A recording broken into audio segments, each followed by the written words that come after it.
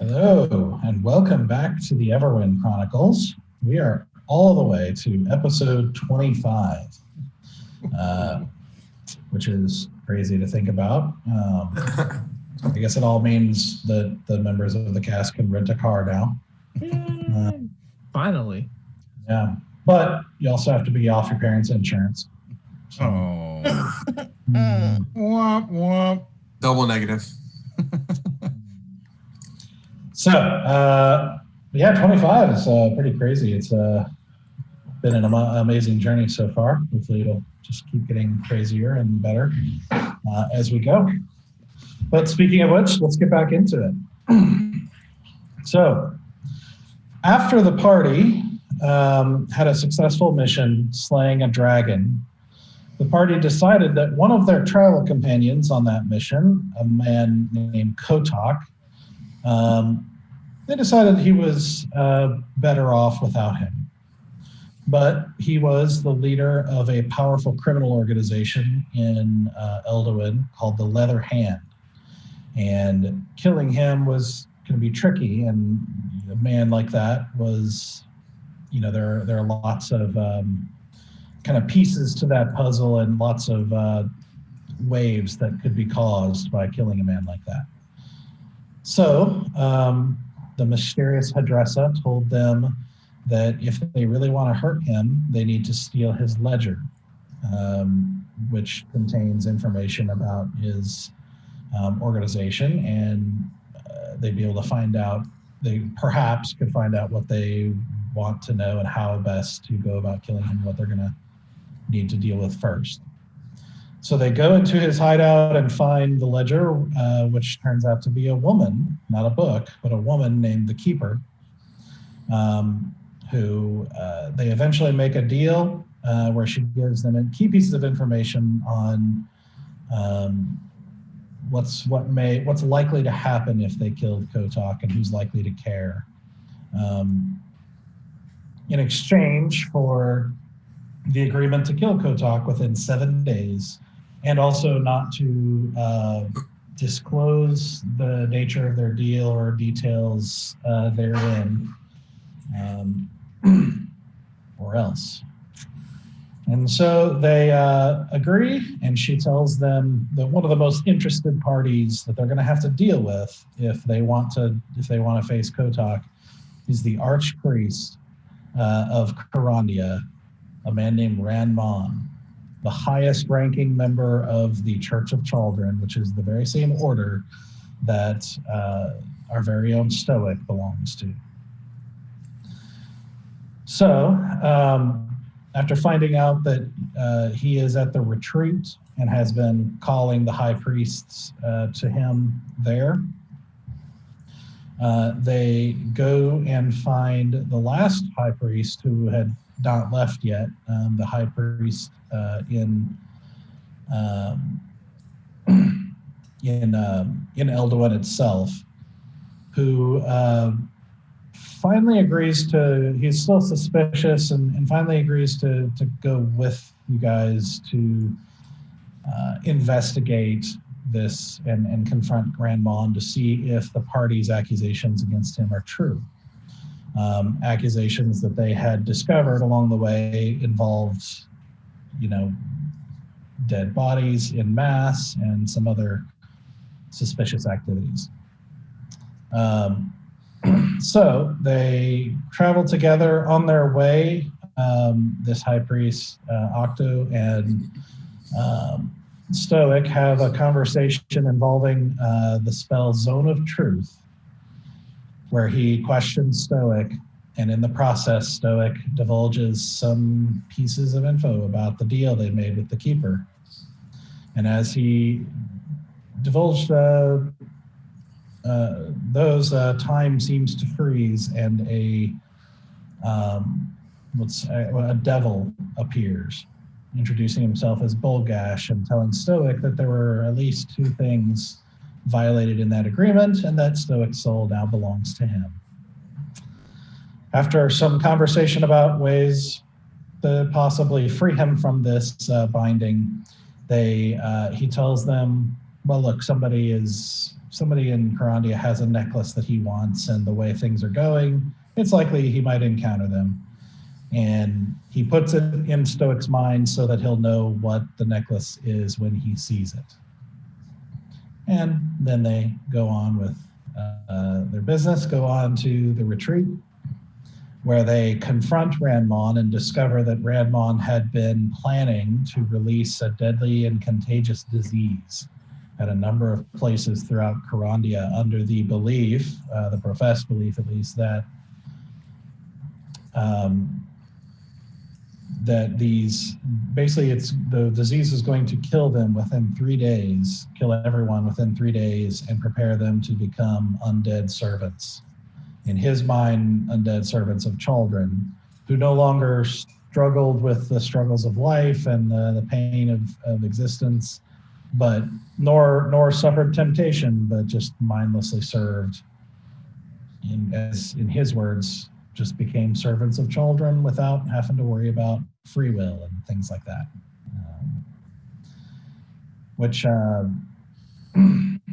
He also had a priest with him who was a specialist in diseases, but the party attacks, manages to kill both Ranmon and the disease priests. And Octo says that that they are strangers and they should probably get out of here because it's going to go bad, as they're in the middle of a facility with a lot of paladins and clerics and priests. But Octo felt like he needed to stay and confront the organization and see if he could preach the truth and kind of tell them what actually happened. So as the sounds of commotion are appearing and people are at the locked door of the temple that they're in, the party escapes through a side door as Octo walks forward and tells the remaining paladins to open the doors to face the remaining organization. The party escapes through the back to find a very large pile of dead bodies slowly being loaded into wagons by a number of skeletons and an individual and a human individual. They quickly slay the human and the skeletons, after which at the very end of the battle, one skeleton takes out a small black stone and holds it. And after that skeleton is slain, the stone sort of shatters and a long arch of black smoke arcs through the sky. And after the battle is won, there's what almost looks like a bulge that comes down the line of smoke. And then as it reaches the little puff of smoke in the air there where the stone was, it expands and takes form into the shape of a feminine figure, all dressed in tight-fitting red boots, red pants, red shirt, and a red cloak that's pulled up with a hood, and a white mask with an expression with basically it's like kind of eyes that are just dark shadows. And a mouth pulled into like kind of a side grin. And you hear, as we pick things up, you hear the voice of this woman say, well, what have we here? Have we met before?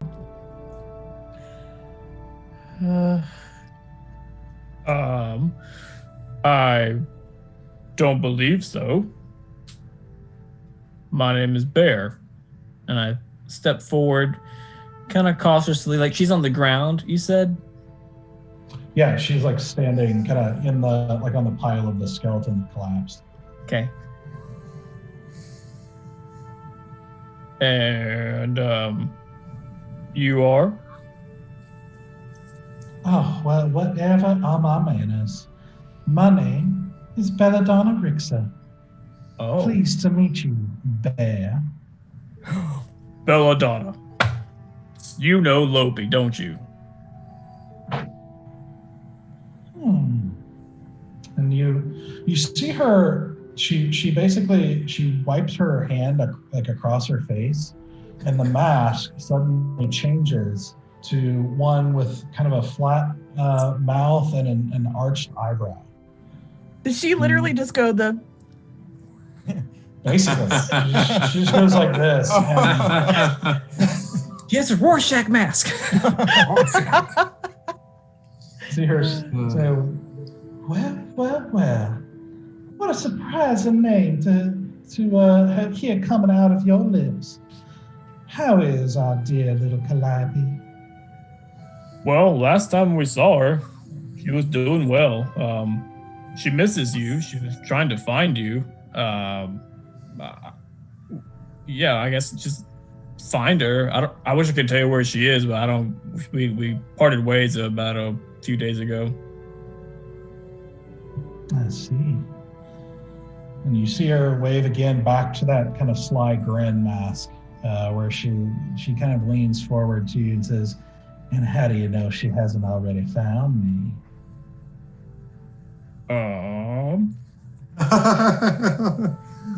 I don't. Has she?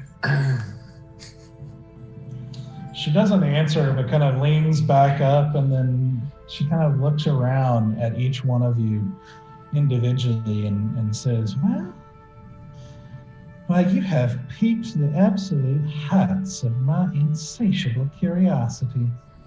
Whatever brought you all to here, of all places?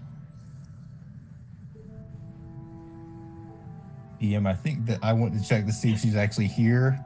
Like, is she corporeal, or is she, is it some kind of illusion or some kind of, not real thing? Make a perception check. Perception. Oh, a total 20. Hey. I'm going to roll with this dice until it inevitably fails me. You see her sort of shift weight briefly and kind of move her foot a little bit, and you see like one of the ribs that's kind of sticking up from the collapsed skeleton. Her foot kind of passes through it. So it doesn't seem like she's here. Damn it, I wanted to shoot her. Of course you did miss 2 hit points left. Yep. Listen, I will die on this dead mountain. It's so I'm sorry, what was her last question? What did she ask? She said, whatever brought you to here, of all the places in this world? Wow, I feel like that's a loaded question. Is it really that difficult? We've had quite a journey. I guess what brought us to this immediate vicinity was a run-in with Rand Mon. That's what she's wearing. Does she make any kind of gesture? I guess she has that blank face, doesn't she? Yeah. She tilts her head. Yeah, and after we kind of pardoned ourselves from that circumstance, we came out here and found this, whatever this is, a pile of dead bodies and skeletons carrying them. I'm assuming that you have something to do with this. Whatever gave you that impression? You say you did business with Rand Mon, but considering the look of things, doesn't seem to have gone well for him. Went well for us.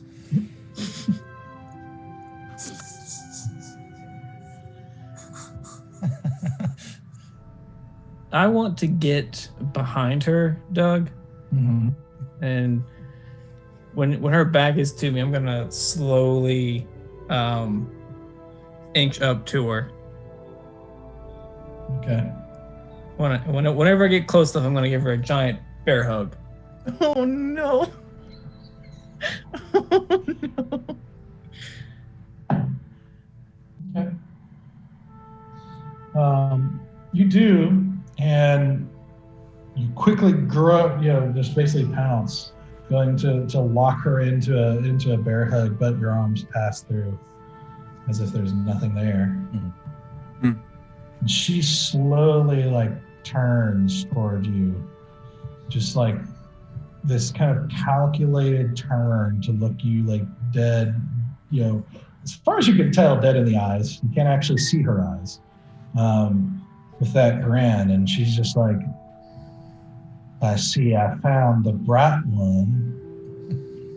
I am so glad you said that. Everyone else here doesn't see it that way, but I knew it. I knew I had the smarts. Wait, were you kidding? Miss Belladonna. No. Go ahead, Asura. No, after you. It's kind of awkward meeting like this. It's such a shame that we can't meet in person.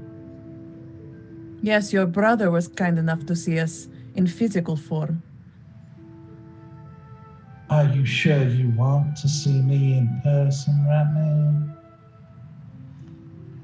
Well, maybe after a quick shower, we wouldn't want to offend you with our current state.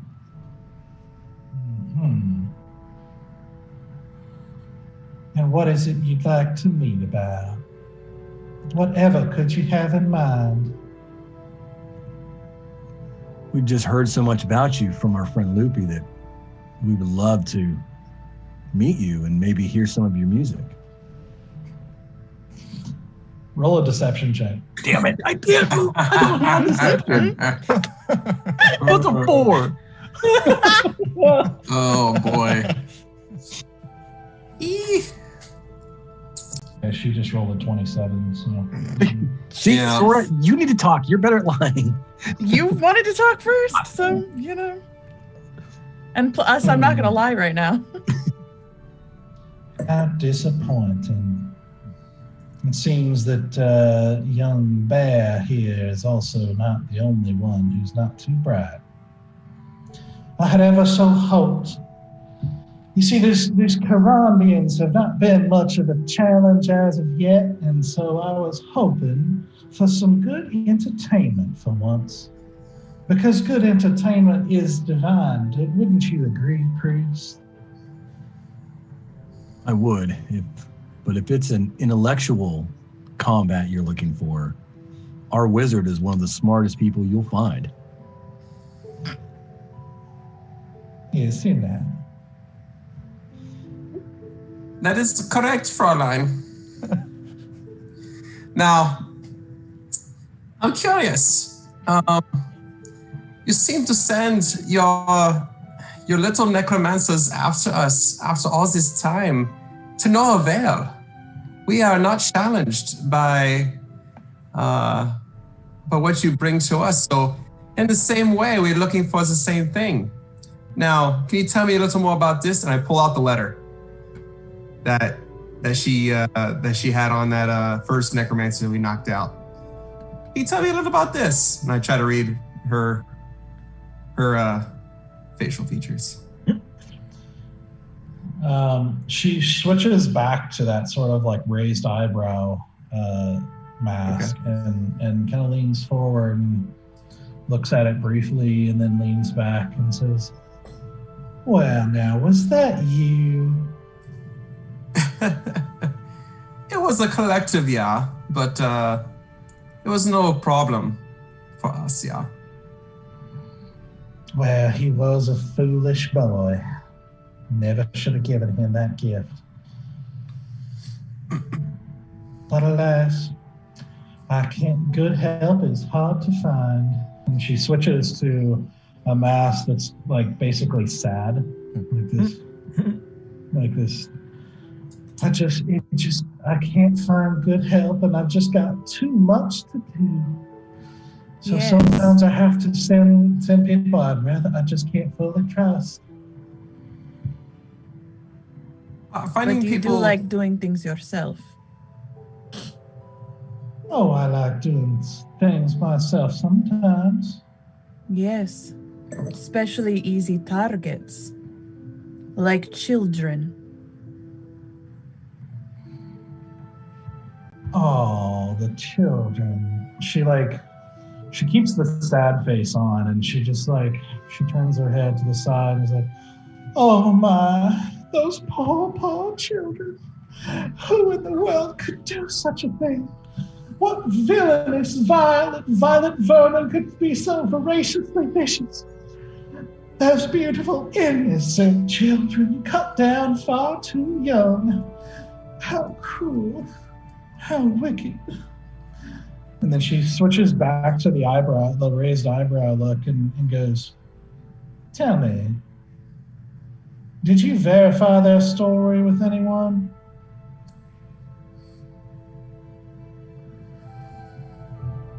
I saw the course not. tragedy in the Did you eyes s- of those who saw it. Did you actually see it? Who would Well, make did you up just- slaughtering children? Of course you didn't. You just took things at face value. Let me ask you this little question. Did any of those children do anything unusual? Unusual how? Oh, I think you would know. Do you even know what those children really were? No, of course not. You get a taste of being great and decide to do justice to all in view, but all it takes is an innocent face, and no more is needed to deceive you. And then she switches back to the sly grin mask.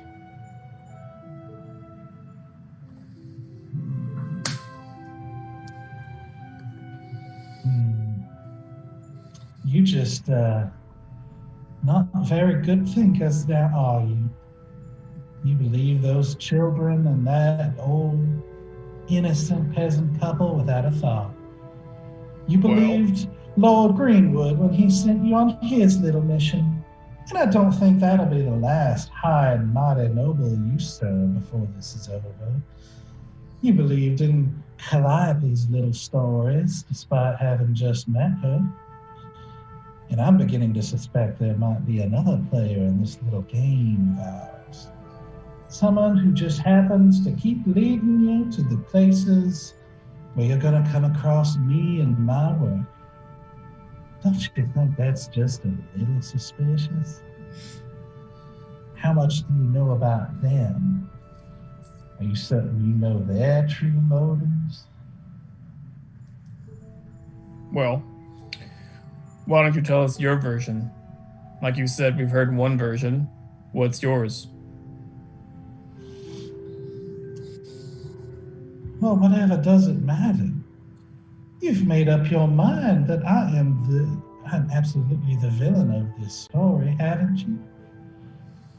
And I find that so deliciously ironic. It's the very makings of a great tragedy. If we're so wrong, then why don't you prove it to us? But prove what I'm saying right now. You already know the truth. Would-be heroes who just don't see what they've become. How many people have you killed since you came to Karandi? And I find your actions surprising, at least for most of you. Becoming a serial killer is not very children-like now, is it? She turns to Stoic. And then she turns to Bear and says, first she says, well, perhaps it's too much to hope that you would be able to suppress your orcish nature. And she turns to Bear and says, and where in your paladin code is mass murder to be found? And then she turns to Valen and says, and I don't know much about the Emerald Dragon, but I suppose he must be quite the vicious beast. to approve of your actions. But you, and she turns to Asura, you don't surprise me at all. I know what you're willing to do on the battlefield. Why, everyone in Karandia knows what you are. And are we really so different? Both of us willing to do whatever it takes. Both of us wearing masks. And you, and she turns to Easy and it's like, and she switches back to the sort of, eyebrow, like raised eyebrow look and goes, what even do you care about anyway?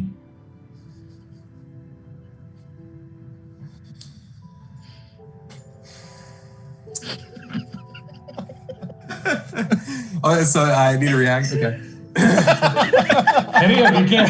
Yeah.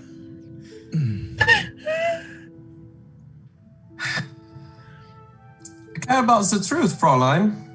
And I believe you're full of deception. Much like a weasel that seems to only show up in apparitions rather in person to talk to us. Seems to be high and mighty to talk all this talk without actually being here in front of us to describe the feelings that you have. So who's hiding now, Fräulein? I'm a busy woman. Lots to do. And I can't be in all places at once. But I will say this, because you all just seem so single-minded. I'm not going to be susceptible to your taunting. I'm not that easy. And we're not going to be susceptible to your lies. Friends, we don't have time for this. We need to ignore her.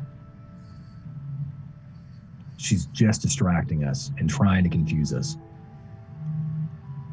And I will turn away from her and start searching that priest, the only one who's an actual person.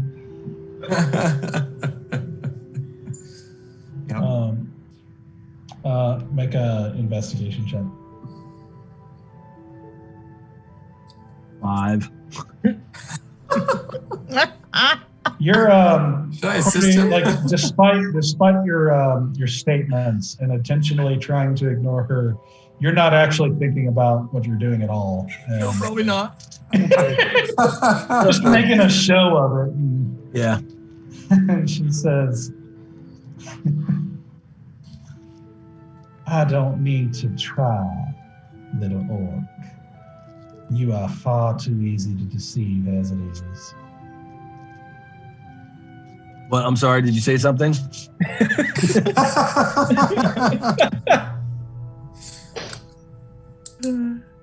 Well, I just thought I'd lay eyes on whoever was disturbing this little shipment of mine. But it's not really that important in the grand scheme of things.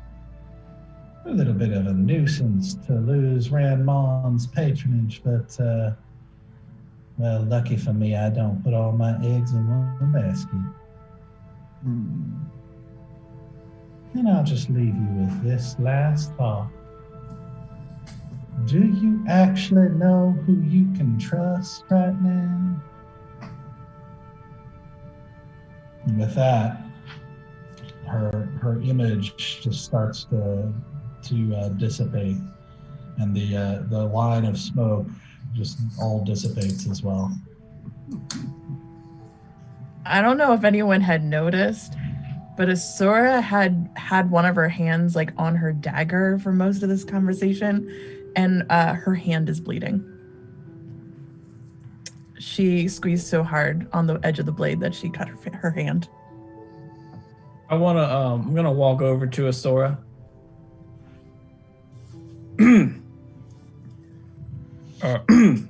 Are you all right? No. Here. I'm gonna hug her, and then as I hug her, I'm gonna slip her, heal her, That's the Yeah, PO. that's a better choice of words. Yep. Bear. Yep. Yeah, I mean, Don't slip there me you go. anything. 2 hit points left. Holding that blade a little harder, you might just pass out. I know, right? I'm tell you how much I have left. I have 13 left. I'm gonna give her 8 hit points. Cool, thanks. Yep. And then Although she's gonna definitely wiggle out of this hold. She does not want to be touched right now. okay. So I guess like, all right, my bad. I just know that what she said was not the kindest thing. I just want to make sure that you're okay. All right. She isn't wrong though. We No. don't know for certain anything. Oh no, I mean it didn't. What she said did not distract me. I mean, we've had these questions for a while now. We don't know who to trust.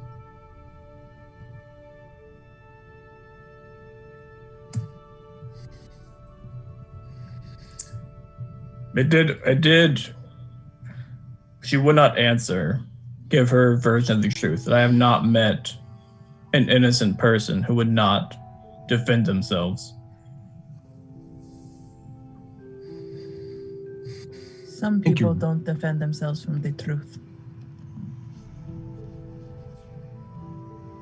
Whether or not they are innocent or guilty.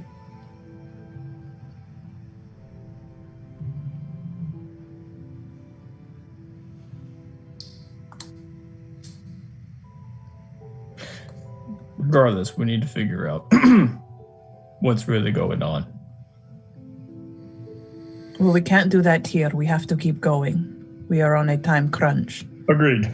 I am 100% behind that idea. We should get out of here. I concur. Stoke, did you find anything on the priest? Or whatever it was?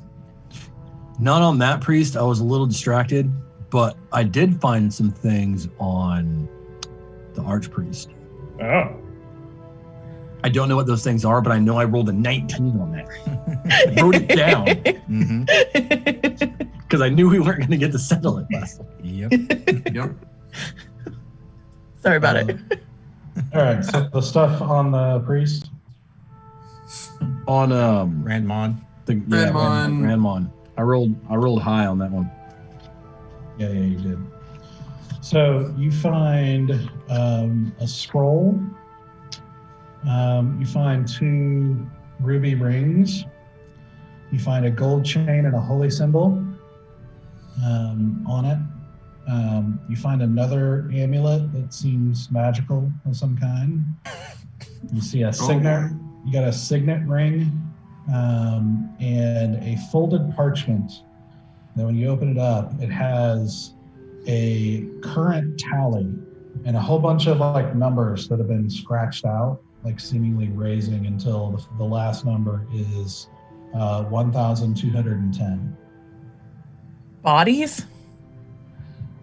So hold on. So go through that one more time. There was a scroll, 2 ruby rings. Yep. A gold chain, like a holy symbol on a gold chain. An amulet that seems magical. A signet ring. And then the folded parchment. You're not allowed to put on the amulet. No. Step 1, don't put on the jewelry that you find. Signet Never. ring, is a signet ring a symbol of children? Yes. Okay. Seems to be a signet ring specifically of the archpriest So office. So scroll, 2 ruby rings, the holy gold chain, and then the signet ring. Holy And the, and then you said a piece of Chains. parchment? The amulet and the piece of parchment. Yep. All right. It says current tally 1210. We're changing our group name to the Holy Gold Chains. Holy gold. So, Yes. so as I'm pulling stuff out of my pockets and looking, I'm just gonna, and I see the amulet, I'm just gonna slowly reach my hand out for anybody to take it. I'll take it. And then, yo, easy. What do you make of this? And I'm gonna toss in the scroll. Right. I do What would that be? Probably could just read it. Arcana. A history or Arcana check? Mhm. Okay, perfect. All right. That wasn't the best roll. That was a total of 12. Not the best. I rolled one, but I have a very high Arcana check on this. It is so 12. You said. Yep, 12 total is what I got. Yeah, you're able to read it. At least the title. It seems to be a scroll of banishment. This is the Scrolls of Banishment, Stoic. That's what he used on our friend Bertha. Yeah, that's what it did to me. Can you learn that spell from that scroll? I don't know. Some wizards do. You can try to cast spells above your level from scrolls, but it's like a roll to see if it's successful. Oh gosh. But you cannot learn it in your book yet. It's a 4th level spell. So Gotcha. You wouldn't be able Fair to, enough. You wouldn't be able to put it in your spell book yet. Gotcha. We're not big boys yet. So you could use it, but it would be, We would use up the scroll. Yeah, it's a one-time thing. There's a couple words on here, Stoic, that to admit, I cannot fully understand. So it'd be risky for me to try to learn this right now. Okay. I think I have to save it for later thing. Possibly, yeah. I think most of this is saved for later. What do you guys say we get out of here? Yeah, and easy. When I you agree. got some time, can you take a look at the amulet that Bear just got? More than glad to. I just want to make sure that there's nothing that would surprise us on that. I'll hand it over to Easy, and then but before I let go, just look him in the eyes. You got it right. Not gonna put it on. Not gonna give it to Stoic. Not gonna sell it to a necromancer or anything. I have no intention. I just want to know. I just want to know things. That's my shtick. Okay. Important question. Where are our horses? It's a great question. Your horses they would have been back at the entrance of the retreat. Oh Left boy. Oh boy. Cool. Shit. So You can come. I've been trying. No, I'm not leaving. I am not leaving Keshi behind. Are you kidding me? She and I have been developing a serious bond. I've been trying to teach Keshi how to come Okay. in our little hangouts. Yeah. And I make a specific tone whistle and she comes to the sound. Okay. And I don't know where I need to be in order to get the sound so that she would hear it and want to walk away. Well, it depends on how loud you want to whistle. I mean, I don't really want to be starting calling all those paladins over towards us. Is there a way that we can wide berth circle back on this trail to get back towards where we came in? That's what I was going to ask. Yeah. You can try. So the retreat seems to be nestled in these hill regions. Not quite mountains, but they're just kind of rocky and serious hills. So it would take you some time. You'd have to try to figure out, make your way through some rough areas and that sort of thing, but you can try to make your way back around. So, Asura, I know you and I have the same background, Wanderer, that helps us with. We have excellent memory for maps and geography. I'm determined to finally use this thing because I keep forgetting that. I think we both have it, right? Yeah. Yeah. No, I forget who I am. I forget what I set myself up as. It's been so long. I think I'm Wanderer. I think you're Wanderer too. Between the two of us, can we find the best path back? Okay. Maybe some kind of, I don't know, survival. I have no idea what that would be. I mean, I have advantage. I mean, I have survival as one of my thumbs ups.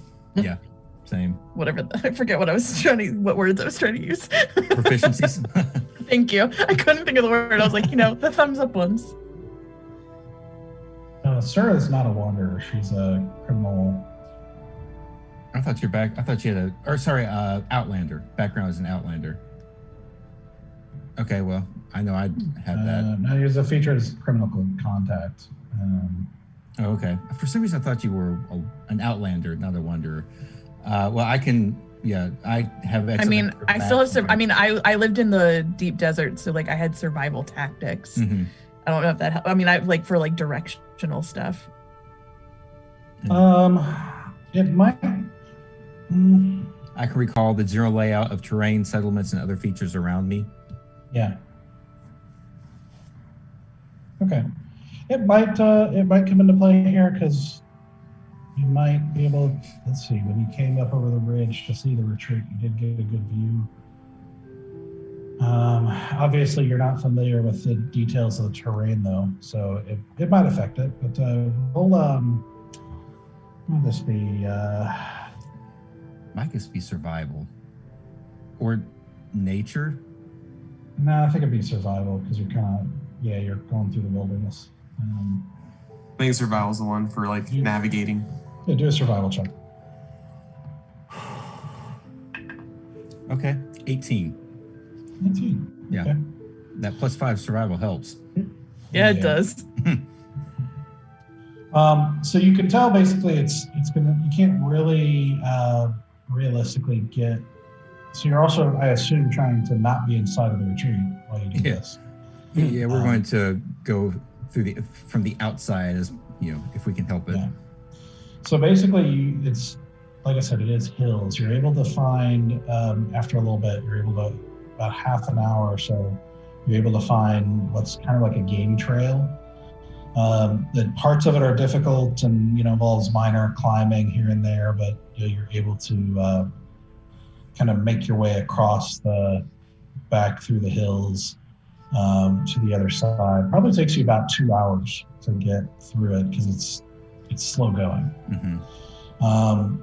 After about 2 hours, you come out and you make your way kind of back around to where you can kind of see the entrance to the retreat, where there's still a couple of paladins who look pretty alert, a lot less bored than they did when you first got here.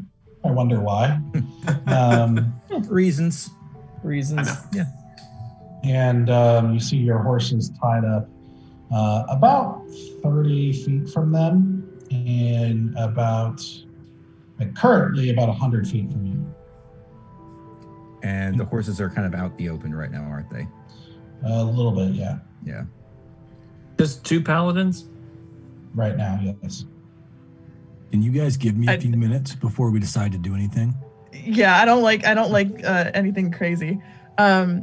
You said that they were tied up. Is it just like one of those like hitch loops where if you pull it, it like comes and unravels? Like how horses usually get tied up? However, you tied them up. I mean, sure. So horse girl in me says you do it's a loop that when you pull on the end, it unravels itself very quickly. It's meant in case of an emergency, you can untie your horse very quickly, so that they're not like stuck in a dangerous situation. Yeah, that makes sense. And makes sense for us. Oh yeah, Sarah's definitely going to be of the mindset of like you hitch them up in a way to unhitch them very quickly. Mm-hmm. So we need to figure out a way to do this that doesn't draw a lot of attention. Yep.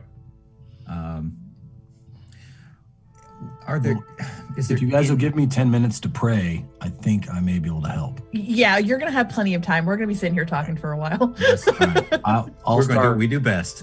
I'll start praying, and I would like to take 10 minutes to cast clairvoyance. Go ahead, Jeb. Sorry, as he's doing that, I'm going to scooch over to Fallon. You got hit with a vial during battle, didn't you? I kind of did. It didn't. I don't remember. Did it break in my hand, or did it just kind of crack in my hand, and some of it leaked out and I dropped? Oh, it shattered. Oh, it shattered in my hand. When you grabbed it, it shattered. Yeah, I mean, I got something. I don't know my hand looks normal. Like nothing's going on with it. Yeah. I mean, if you want to take a look at it. Yeah, because it's just that the guy is gonna cast the disease. The guy that threw that vial. So I'm kind of. You might have the disease, whatever it is. Yeah. What? I guess a medicine check? Would that be right? You can try, yeah. Sure. DM, I'm not casting that. I thought I had it as a ritual. I do not. Okay. Because you're out of those spell slots, aren't you? Yeah. Yep. We're all real rough. Yeah. We had a mini How's- dungeon crawl. Yeah. I have an idea. I can untie the horses with my mage hand. If you guys want me to loosen them up in order to get them out of the vision of the paladins. How far does that reach? 30 feet. So And I can use thaumaturgy. I can use thaumaturgy to make a sound in the opposite direction. That sounds good. A distraction. That's a 15, Doug. 15? 15, yep. Okay. You can basically kind of give him a quick check over, looking for any sort of like symptoms, like kind of asking him about symptoms or how he feels, things like that, which you feel fine at the moment. Medical history. Yeah. Yeah, checking, just kind of like looking for any sort of sign of a problem. If you're not seeing anything. Yeah, nothing runs in my family. I have no idea, you know. Any history of vial shattering in the family? You know, oddly enough. Well, I have a spell that can fix it. If you feel ill at all, let me know, and I'll should be able to fix it right up. But yeah, look fine to me. All right, I appreciate that, and if I begin to feel not myself, I'll come to you and we can get this squared away. All right, good deal. Cool. Thank you. That makes me so All right. nervous. Is there? So I know there's a lot of open space between us and the horses. Are there any places anywhere that provides coverage that are closer to the horses? You can roll a stealth check and try to get closer. Okay, but there are places to hide around there. Yeah, there's still some kind of plant life. I just kind of stopped to let you guys figure out your. Will Mage Hand be able to do that? Can Mage Hand yank at the ropes? So, Mage Hand is not very strong. Yeah, 10 pounds is like the most you can carry. Yeah, and they're not terribly dexterous.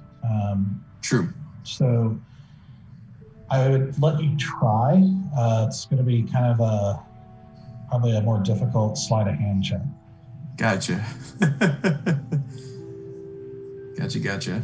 Yeah, I feel like I can like pour out a vial or something. I can open a door with it. Like that's like There's the simple highest actions.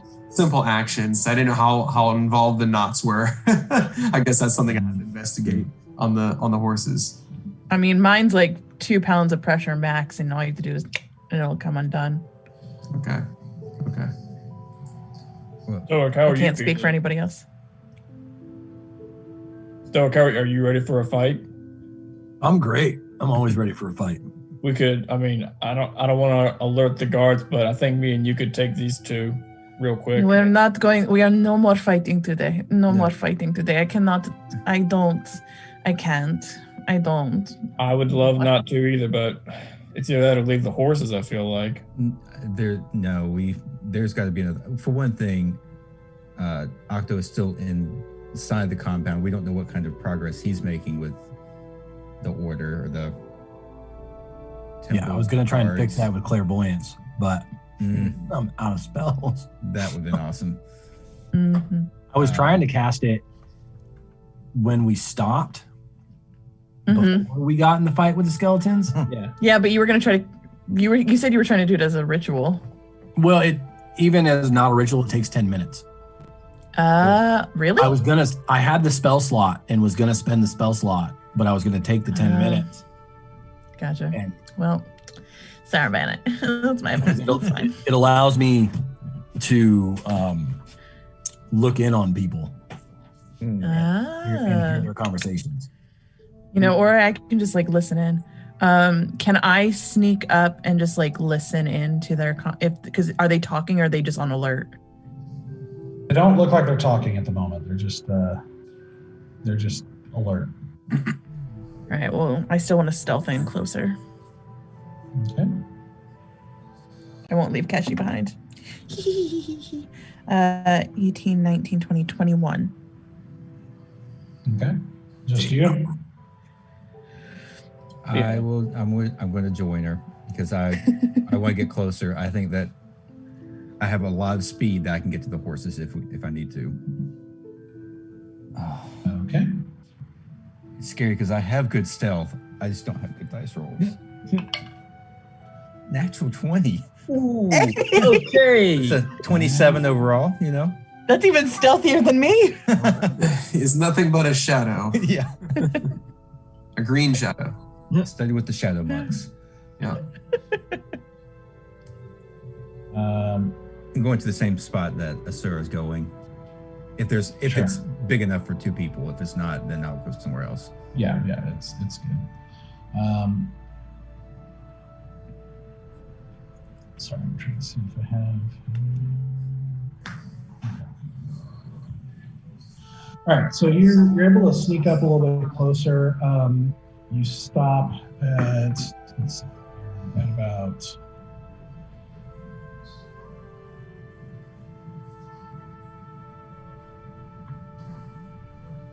Yeah, you stop about 30 feet from the guards, and about 50 feet from the horses. Oh, Okay, and I was thinking the horses were closer for some reason. Okay. So were you going to do that thing that makes you make noise at a distance? yeah, can I cast thaumaturgy to make sound like the opposite of like on the other side of the horses opposite us, so that they would have to leave both the side of the horses and like our corner of the world, right? Because you said it was like horses, them, us. You will have to get closer because, so they're about 30 feet from you. Thaumaturgy is only 30-foot range.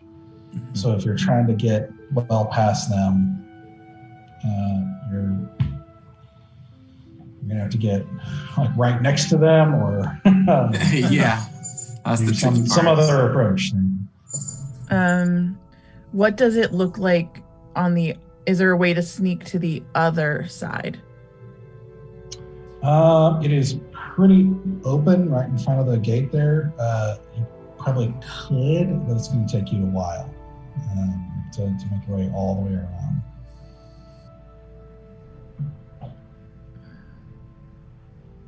In the time it takes me to get to the other side, does everyone else have enough time to rest? To get like a short rest?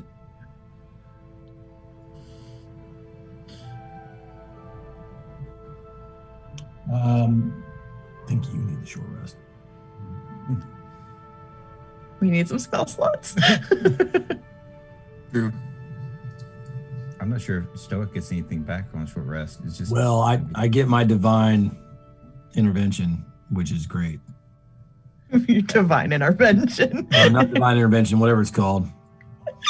No, I think that's what we should call it now. We've got sexy healing hands and divine intervention. Well, divine A intervention deus- is an actual spell. Yeah. Like, Well, then we can call it a Deus Ex Machina.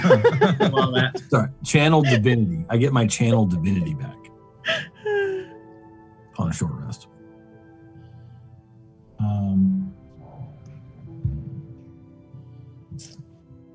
Yeah, I mean, if you want to hang out there by the front gate and do a short rest, while you work your way around. I mean, because even if you work your way around, you could stall, even if it goes faster than you think. But you do think it's going to take you a while, especially moving stealthily. You can't. Well, Yeah, and I'm gonna take my time. Like, I don't want to risk for a second, like trying to speed up any faster than is absolutely necessary to get over there. Right. my big orc ass in my big loud armor is just going to sit here in the bushes. So if that's a short rest, I'll take it. Okay. So is that what you guys are doing? I'm gonna stay on guard, just in case something happens. Sure. So you're doing a short rest while she moves? I mean, you move, you're not getting a short rest, Asura. Yeah, no, I know. Okay. That's what I'm willing to not get a short rest to make sure everyone else does. Okay. Yes, I do want the short rest. Yeah. And I will slowly make my way around in allotting enough time for a short rest. Or if I get there early, then I will wait until such time as a short rest has transpired. You're going around there to try to do thaumaturgy and distract them? Yes. Okay. Since I know that's the plan, I will actually sit and wait because I can do some real damage with some key points back. Yeah, I'm pretty much going to draw them out towards me. Roll another stealth check. With I your 2 will. rounds. That's going to be +8, so that is 18, 19, 20, 21, 22, 23. Okay. So you make your way very slowly around, and it does take you about an hour. It takes you about an hour to because it's a pretty wide berth, and you're having to move very slowly and very carefully, avoiding, broken branches and making your way through trying to find areas that are clear enough to get through without too much noise, that sort of thing. But you do finally make your way around to the other side. And yeah, about an hour has passed, so you guys will get a short rest, minus Asura. Yeah, all right, cool. Now can I hit him? No. I mean, Oh, Stokes at full health. He's like, let's do it. we can't hear a sword. Bear says yes. No. I would like a non-fighting tactic for once. It never works out for us, but I want to at least try. No, All right, I'm all about not fighting on this one. Yeah. So what, if possible, I would like to position myself within the underbrush, that if someone were to come by, my cloak of many fashions looks like kind of what's around me. So I kind of blend into the surroundings.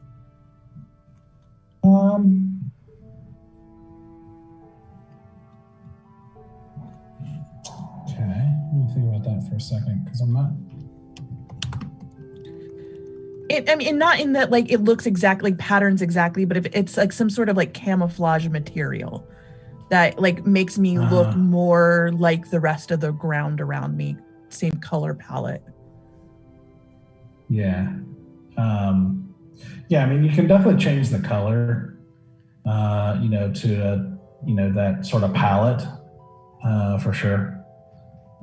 You can't make it look like anything beyond fabric. It's still going to look like a cloak. But yeah, you can try to do that to kind of blend in a little bit. Yeah, some sort of like tie-dyed camouflage-y effect, so it has that kind of broken pattern. Sure, yeah. Okay, cool. Then I would like to do that. And I'm going to cast Thaumaturgy about 30 feet in front of me, deeper into the woods, to make it sound like orc armor rustling. Like Stoic's armor in movement. Okay. Let's do a performance check. Okay. Pray for me, boys. Pray for me. Bear, did you hear that? I think that was Okay. a signal. 16. Let's go. 14 plus 2.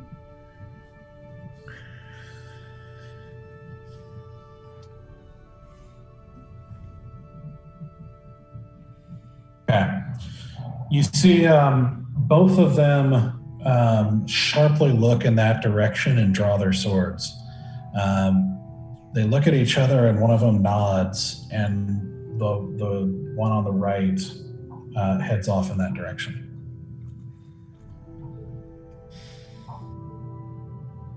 Okay. Right, that's my cue to start untying the horses.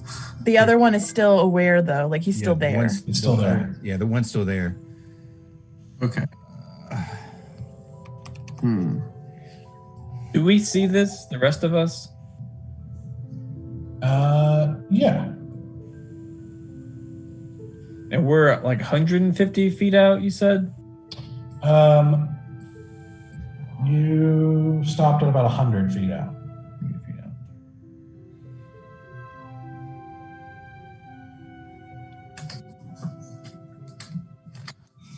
And Asura and Valen are where?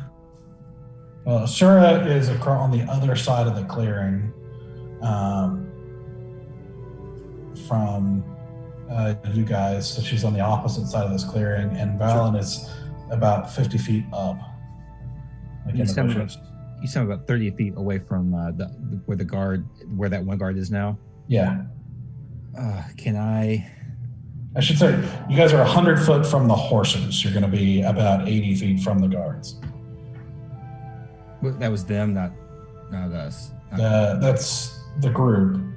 Valen, you're like 30 feet from the guards, 50 from the horses, and Asura's on the other side of the clearing. Can I try throwing like a rock or something in the opposite direction just to try to distract the other guard that's left? Like once the other guard walks away a little bit further, try to distract the other guard that's still standing there. We'll throw a rock to where? Like to get so the one guard went one way. I want to take the other guard and kind of go in the opposite. I want him to try to go in the opposite direction. Toward you. The opposite direction is towards It'd be towards us if he do I towards opposite. still where we were. Well, then wherever he won't be going, where the other guard went, and where he won't be going towards us, I will just send it however far away I can to try to distract him. I don't know. So you want to throw a rock across the clearing? Sure. Why not? No. So basically, opening space, you're on this side, I'm on this side. If you throw a rock like that way, deeper into the woods, he'll follow the sound and he'll have to go past you to get deeper in. And I am hidden, right? As far as you know. Let me try that. Let me throw it into the woods then, and because I want to see that 27 will hold up to this. So just be clear, if this is you, the guards are here and Asura's over here, right? And the entrance is like here. Yeah. You're wanting to throw it this way? Yeah, that's where the woods are, right? That's in kind of... Yeah, like your side of the woods, but like further this way? Yeah. So you're basically going to throw it towards us. Okay. On the opposite side. But you guys are like 100 feet away from everything? 80 feet? They are 50 feet back from you. This is so fun just to watch everyone trying to visualize in their brains what's happening. Theater of the mind. Part of me just wants to like fire some sacred flames up in the air and lead them away so you guys can grab the horses. Oh, sure. that's great. We're making this worse for every second. Yeah. This is what happens when the DM did not anticipate this encounter. We're all making it up. I am never leaving my horse behind. As I am trying to figure something out in case battle happens right now. I don't want battle to happen. No. Throw the stone further past where you are into the woods, as opposed to going up towards the guys. That's what I was trying to do. Well, no, because they're not. No, because they're this way. If he throws that way, he's throwing deeper in the woods, right? So if he's here and the party's this direction, the guards are over here. Okay. This is like where the retreat kind of wall and hills. Oh, okay. So then, yeah. Came down over the hills and came this way. The party stopped here. You went here. guards are here. Sure. Then up. Okay. Then up. How about this? How about I make a rustling noise in the wherever I am, and then I sneak around through the tree line and try to. Oh God! Oh God! I'm asking for a lot of rolls here. I'm digging it. Sneak around the tree line. Try like to. Asura did? Kind of. Basically, I want to hide in the tree line until he, and kind of as he's passing to where I was, I want to get behind him. Does that make sense? right by him. I mean, as long as I'm concealed in the trees. Well, I mean, of course, the closer they are, the easier it is to get noticed. I mean, Yep. That's stealth. So I don't like any part of this. I don't like any part of it. So you're rustling the bush and then trying to sneak by while he walks by. Yeah. In Assassin's Creed, as long as you're ducked in the bushes, That's right. they can't see Automatically hidden. you. You can move. I mean, I'm practically, Ezio here, so Sure. It's a me. But better yet, if you're high enough level on Skyrim, you just sort of crouch down a little bit in plain daylight. And they don't see it all hidden. The hidden vault. I goes. can we do that? Can I just hide in plain daylight? Must have been nothing. Must have been the wind. Oh man. Okay, so you're rustling the bushes. Why not? Let's go for it. Make a stealth check. Oh God! Natural 20. Oh my God! So Guys are on 27. fire tonight. Holy smokes! This dice is in play. This dice is in play the whole night. Nice. Where was it when we were fighting? Yeah, I would love, Mr. Whiff. dude. You were preached to the choir. Mr. Whiff. Yeah. Totally did. Uh-oh. Almost didn't matter. He rolled a 19. Ooh. Finally got Okay. That 20 came in the right time. Oh, good. I'm gonna look over at Stoic and just be ready to do something stupid. You got my back? You know it. Oh yeah. Just be ready. Be ready if it happens. I think I have a plan here. Fuck me. Now I know we're getting in a fight. When That's Asura, right. when Asura is away, the idiots will try to do everything they can to screw up all of this. So tell me what you think. I know a spell that can alter my appearance completely. My weight, my clothes, everything. Now, whom shall I impersonate in order to make these paladins, since I'm not of the paladin order or as the priesthood, stoic or a bear, whom shall I be in order to convince these good men go inside so that we can take these horses and go? Easy. Well, there's no one there, right? Like the other guy just walked away. I'm not sure. Easy. I love you, man. And you got to show me that trick works at least once before we use it in a life and death situation. Because I've seen it a few times and it hasn't worked yet. It's third time's the charm. So it actually makes sense. No, but The third time it will work. Famous I think last I'm- words. I think I'm having a thought here. Oh no. If you do this, they're gonna come to you, and then you're gonna have to be what you are, or become easy against the paladin. Do you see where I'm going with this? Oh yeah, I was not afraid. I'm not afraid of two paladins. It's okay. I have another ace up my sleeve. It's okay. This isn't time for card games, Easy. Perfect time for card games. This is the only chance I have to become the infamous court wizard of Candia. This is my chance. Well, like I said, I'm ready to do something stupid. Just sure, if that's what you want to do, I'll back you up. Whom shall I I hate that I'm be? so far away. I hate that I'm so far away. Just be like a real poor commoner, someone who's like hurt and injured. And that's going to make them go away? Oh, you want them to go away? Yeah, how are we going to... My thought is that they need to go inside, and I'll cover the front gate while you guys get the horses and get out. Become one of them. So you're gonna tell them their shift's over? That's correct. That's what I'm hearing. I need to be either... I mean, I don't think I should be Ranman. That's a bad idea, I think. What's the next ranking in Paladin's order? Like sergeant, corporal, colonel?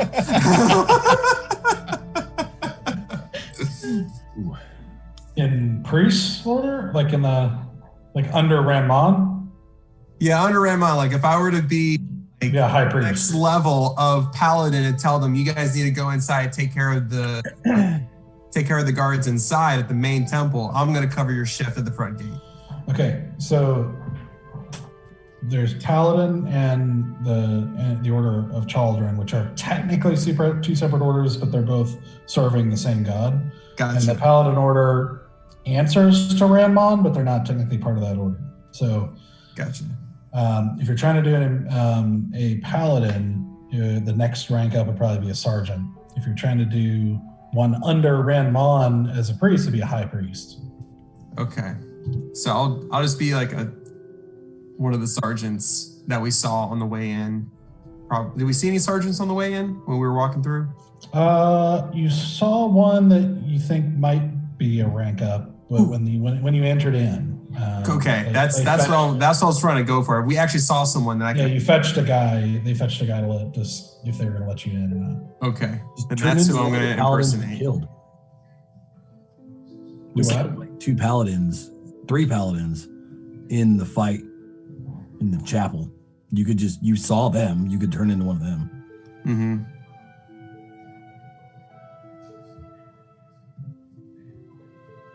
Yeah, I'll do one of those. I'm really curious about what happened to the guy who was the rustling of the bushes happened for.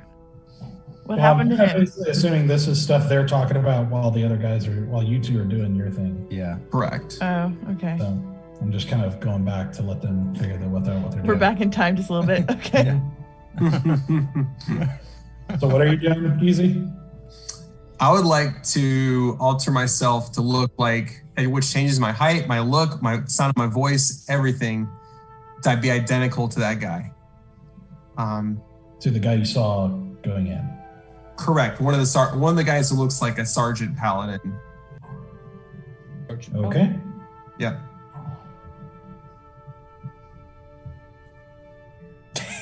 Okay. So, so you cast a spell, and now you look like him as far as you remember. Okay, and the voice as well.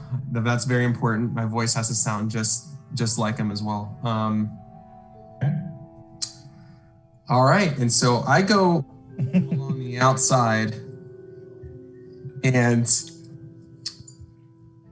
I don't know what he sounded like. I can't impersonate the voice right now, but I make it very clear. I said, men, we need you inside towards the temple right away to cover the guard for that. I have the front edge right here. We're doing a perimeter of the area since we had the large explosion back there at the temple, but we need all men on deck on the inside. I need you inside now.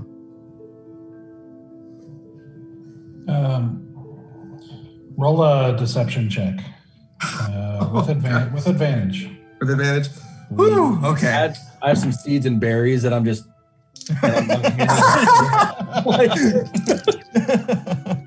I'm going to say Asura has brought out her crossbow and she's ready to murder you if she has to.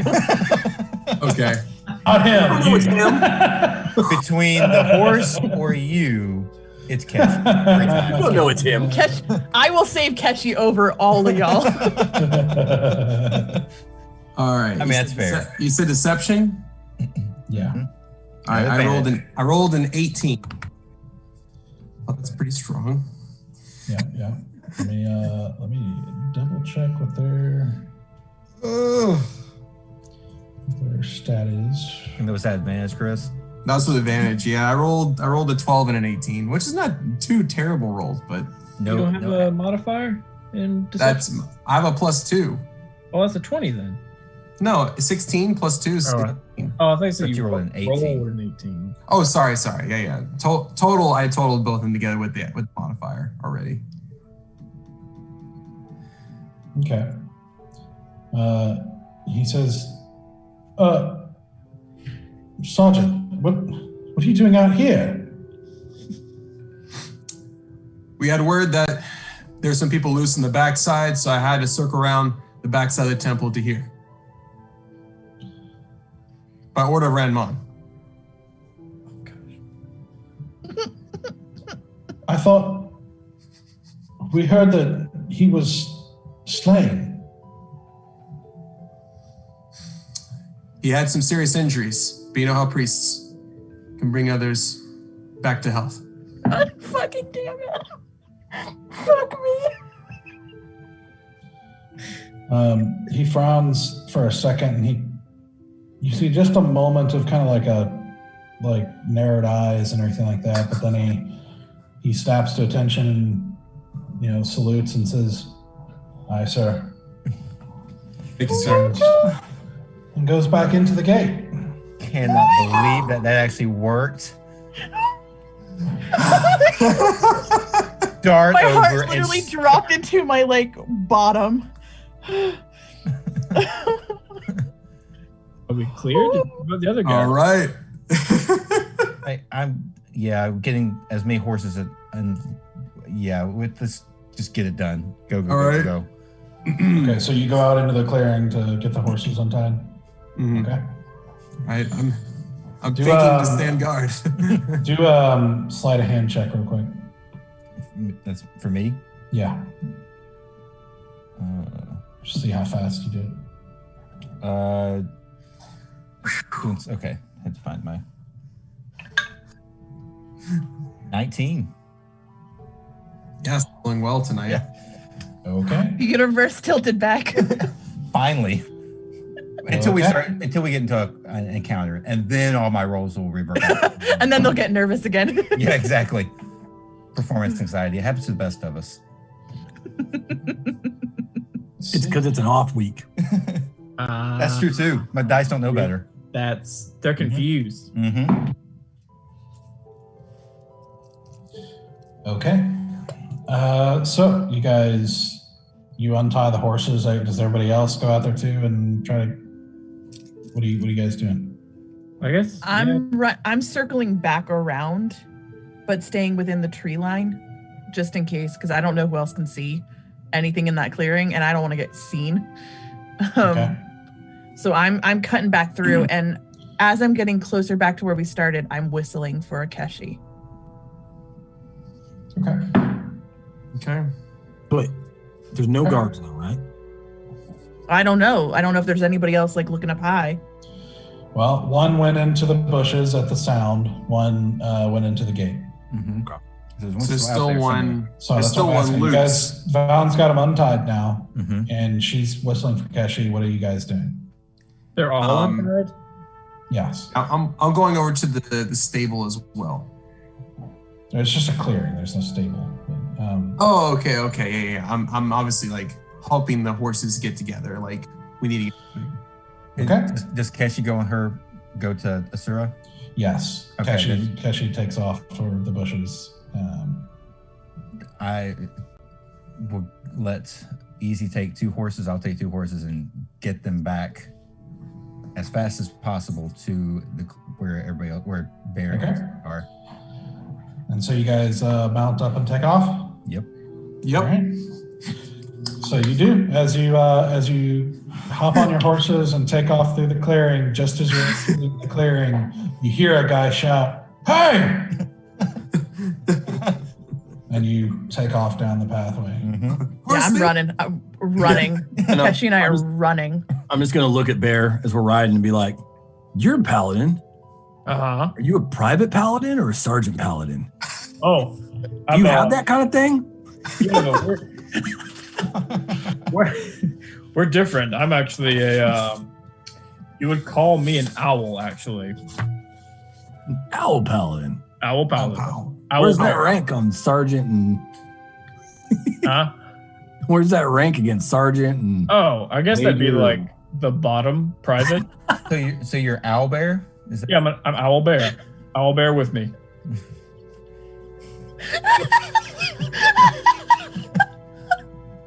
Oh god, this That's just so gets good. dumber and dumber, and I love every second of it. So glad I asked. Why not? Yeah. All these months and that never connected with me. I didn't even. I just Owl bear. I thought you let just that thought go about it. because of that. Oh, Yeah, did you do that on purpose? No. Oh, I'm the only one that actually caught that? I gave I made up my ranking order, but I did not even think about owl bear. that's so good. That's ridiculous. That is like I by can't- happenstance. That's unreal. That's so good. I'm surprised nobody else got that. No, as soon as you said owl bear, I was like, oh gosh. Yep. Owl bear with me. Act your service. Jeff, I love you so much. It's I love bears. it's a good thing I didn't tell him I was owl ranking. It would have been terrible. Owl was a- Disadvantage on deception. I outrank you, sir. Ooh. Yeah, get it. It's an old silver plate. Oh man, you beat me to it by this much. Right? It's seriously easy. Oh. Man, that was good. My hat's off to you. Well, not literally, but you know. I'll take the hat if you're giving it away. I'm not Um, joking. Hat. So what do you think, Stoic? Third time's the charm, yeah? I'm impressed, easy. Very impressed. Sometimes you get lucky. What time of day is this, Doug? Let's see, with probably around noon by this point. Okay. With all the happenings, with them making their way around, yeah, give or take noon. Well, guys, I would suggest we maybe not double time it, but like time and a half it until nightfall. Get as much distance between us and the valley, whatever this place is called, temple. You don't want to go into you don't want to go too far. Well, Bruce, I don't want to tire Bruce out. Bruce Springsteen. Yeah, obviously you can't continuously gallop, you know, Yeah. but you can travel at a very fast pace, and with you know, pacing it and some occasional stops for resting and that sort of thing would basically make really fast time. It's just so typically at a faster time is going to wear your horse out or you out a lot faster. But luckily the retreat is not that far away. You know, it's only a day's ride normally. Mhm. So with the faster time, you're actually able to make it back a little past sunset, like it's nightfall. And you're actually able to, as your horses are very, very tired, as are you, you're able to come within sight of the city of Elduin, lit up with lamps and torches and everything as you know, you hit the city at nightfall.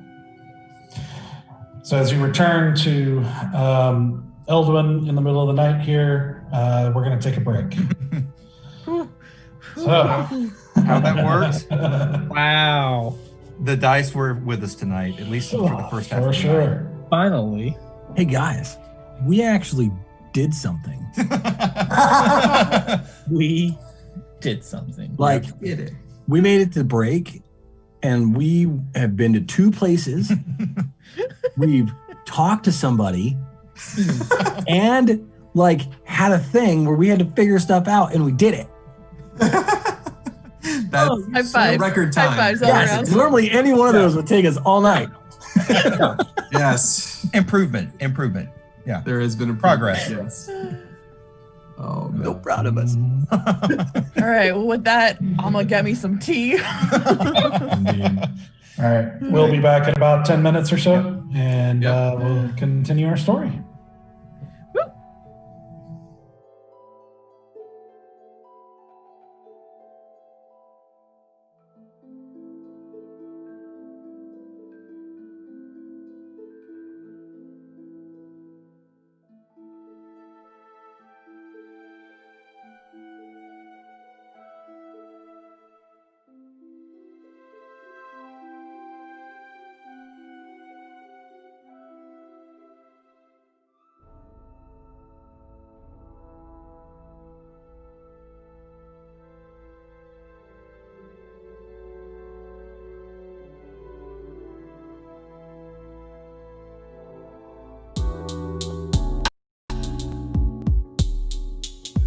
Welcome to the paint party,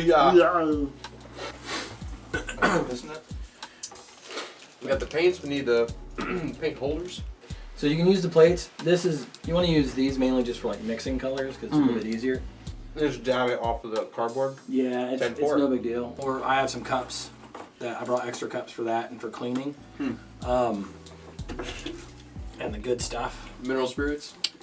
which we'll have to get a cup of that to clean off brushes. We'll probably want paper towels for everybody too. If I can use my Jedi mind powers. Alright, can you get the cups? Chicken out of cups. Beat of it.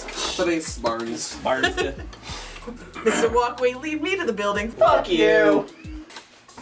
I'm literally using your sister's art as my reference guide. Oh yeah. Because she killed it. She killed it. For speed, that's amazing. I don't know.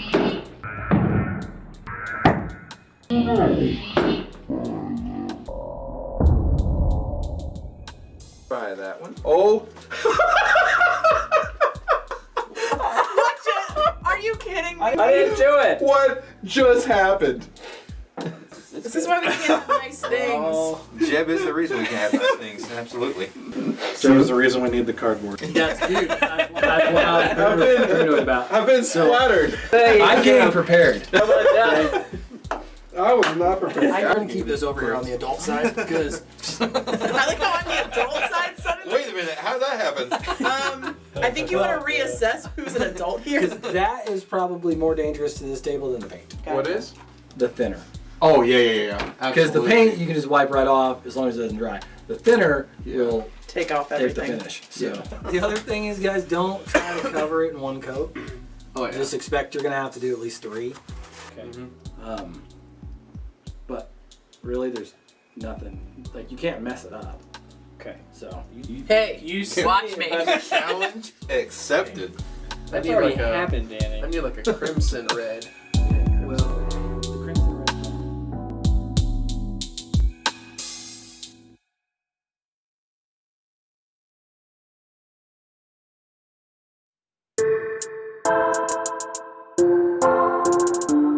And also with the washes, whatever, go a shade lighter than you're gonna finish with. If you plan on using the poly shade, go 2 shades lighter because it's gonna darken up the color. I'm gonna do blue, crimson, and purple for the cloak. We're all gonna be purple and love it. I'm not. I'm gonna be. I'm Blue. blue. You say I'm not purple. I'm blue all over me. You're blue. It appears that I blew myself.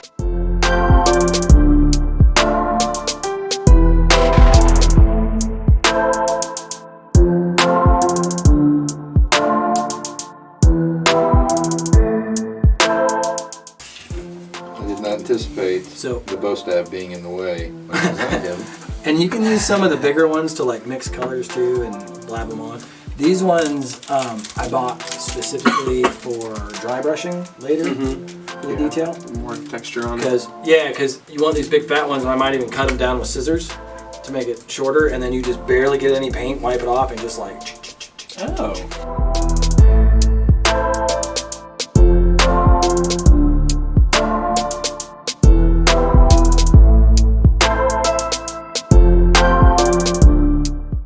I used to paint for a living, not like this. Wait, what did you paint for a living? I was a house painter for a couple of years, but that was after I stopped working I was a government contractor and I painted aircraft and like mech generators, and so I can do like actual auto body paint, and then I can as well do like faux finishes and latex paint and stuff like that. Awesome. Wait, so you can do Autobots and Decepticon paints? That's all I heard. I do atomized and airless paints if you want to get really specific, and stains and. Sounds like it was a transformative experience. So hop on to happyactionfuntime.com and contact us today.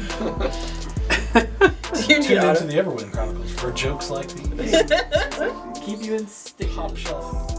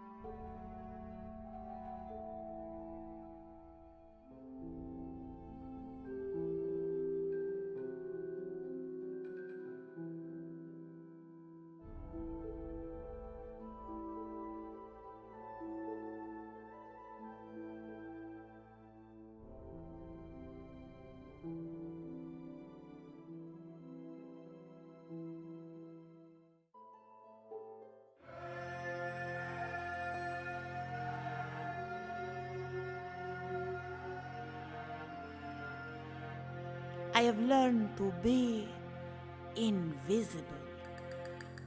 Invisible to those who have something I need or want. Invisible to the guards. Invisible to my enemies. I have even accomplished something no thief before me has. I have become invisible to myself. For I cannot bear to look at my own reflection. But is this all there is to me? Is my invisibility simply matching the hollowness I feel inside? I have to know who I am. I have to know if redemption is possible. So I will use all my power to seek that which terrifies me the most. To truly be seen.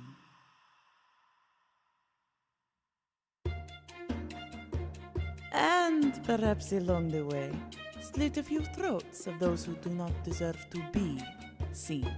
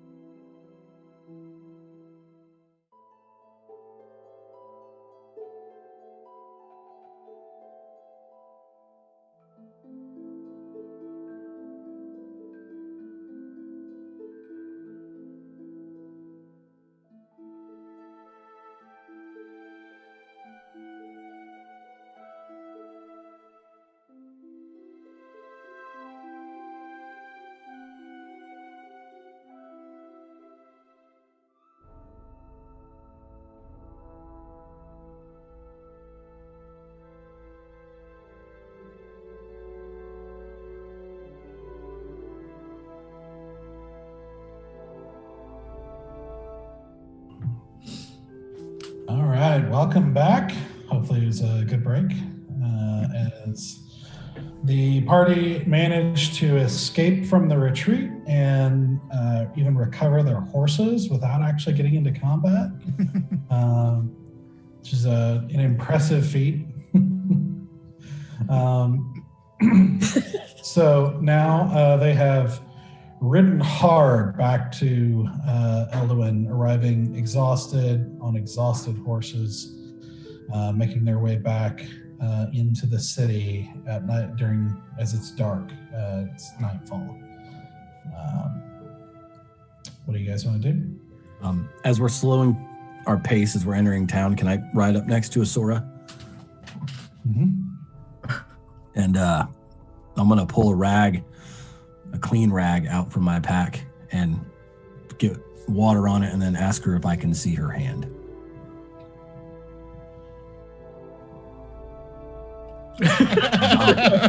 Like,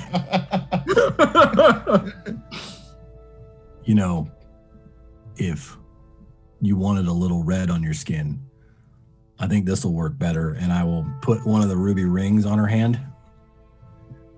Are we getting married? No, not that hand. Not that hand. But I mean, I can officiate if you.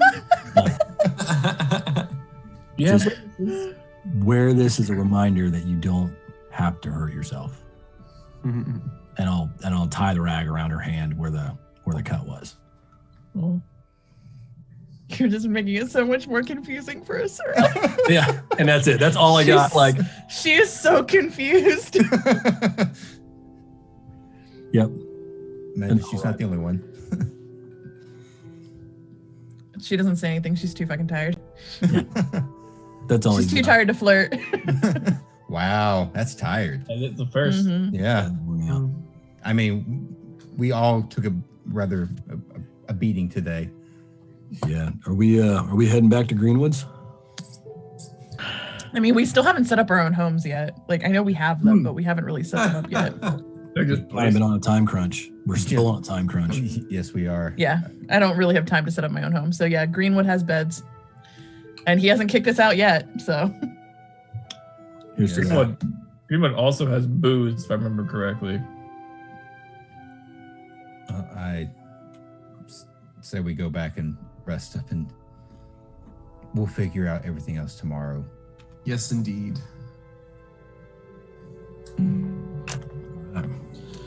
Okay, so you make your way back to Eldergate Manor.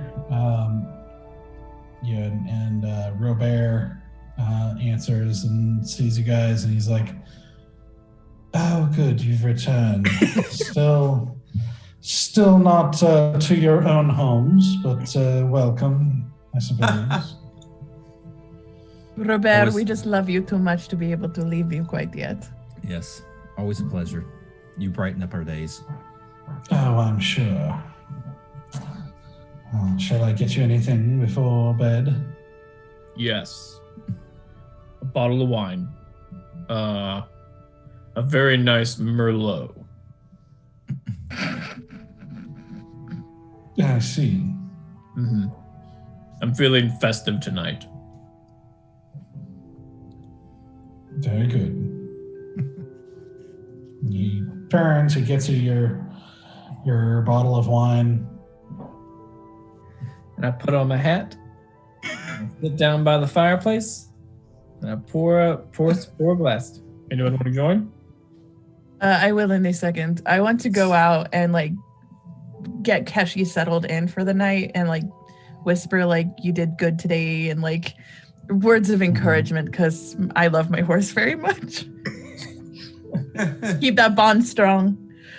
Also, I wanted to know if it was possible if I could leave a note outside of the manor with Thieves' Cant that I need to talk to Hadressa. Okay. So just like hanging it on the post of the gate? Like, what are you doing? I was wondering, so I didn't know how mail worked, if they had some sort of like place where mail is left. There are Like a places mailbox. you can go to like hire a messenger to, if you can tell them where to go. Gotcha. No, because I wouldn't know where to tell him to go. Is there some sort of like a post or like an archway or something that like commonly somebody would have walked past regularly? I mean, there are some walls that seem to be like holding like notices and, you know, wanted posters and things like that. Typically those are inside taverns, but you do see some places that have those. You'd have to go outside the Leaf District because the Leaf District doesn't seem to tolerate that sort of thing for the most part. Then I will post that tomorrow. Honestly, if you just walking around whispering into shadowy spots. I know.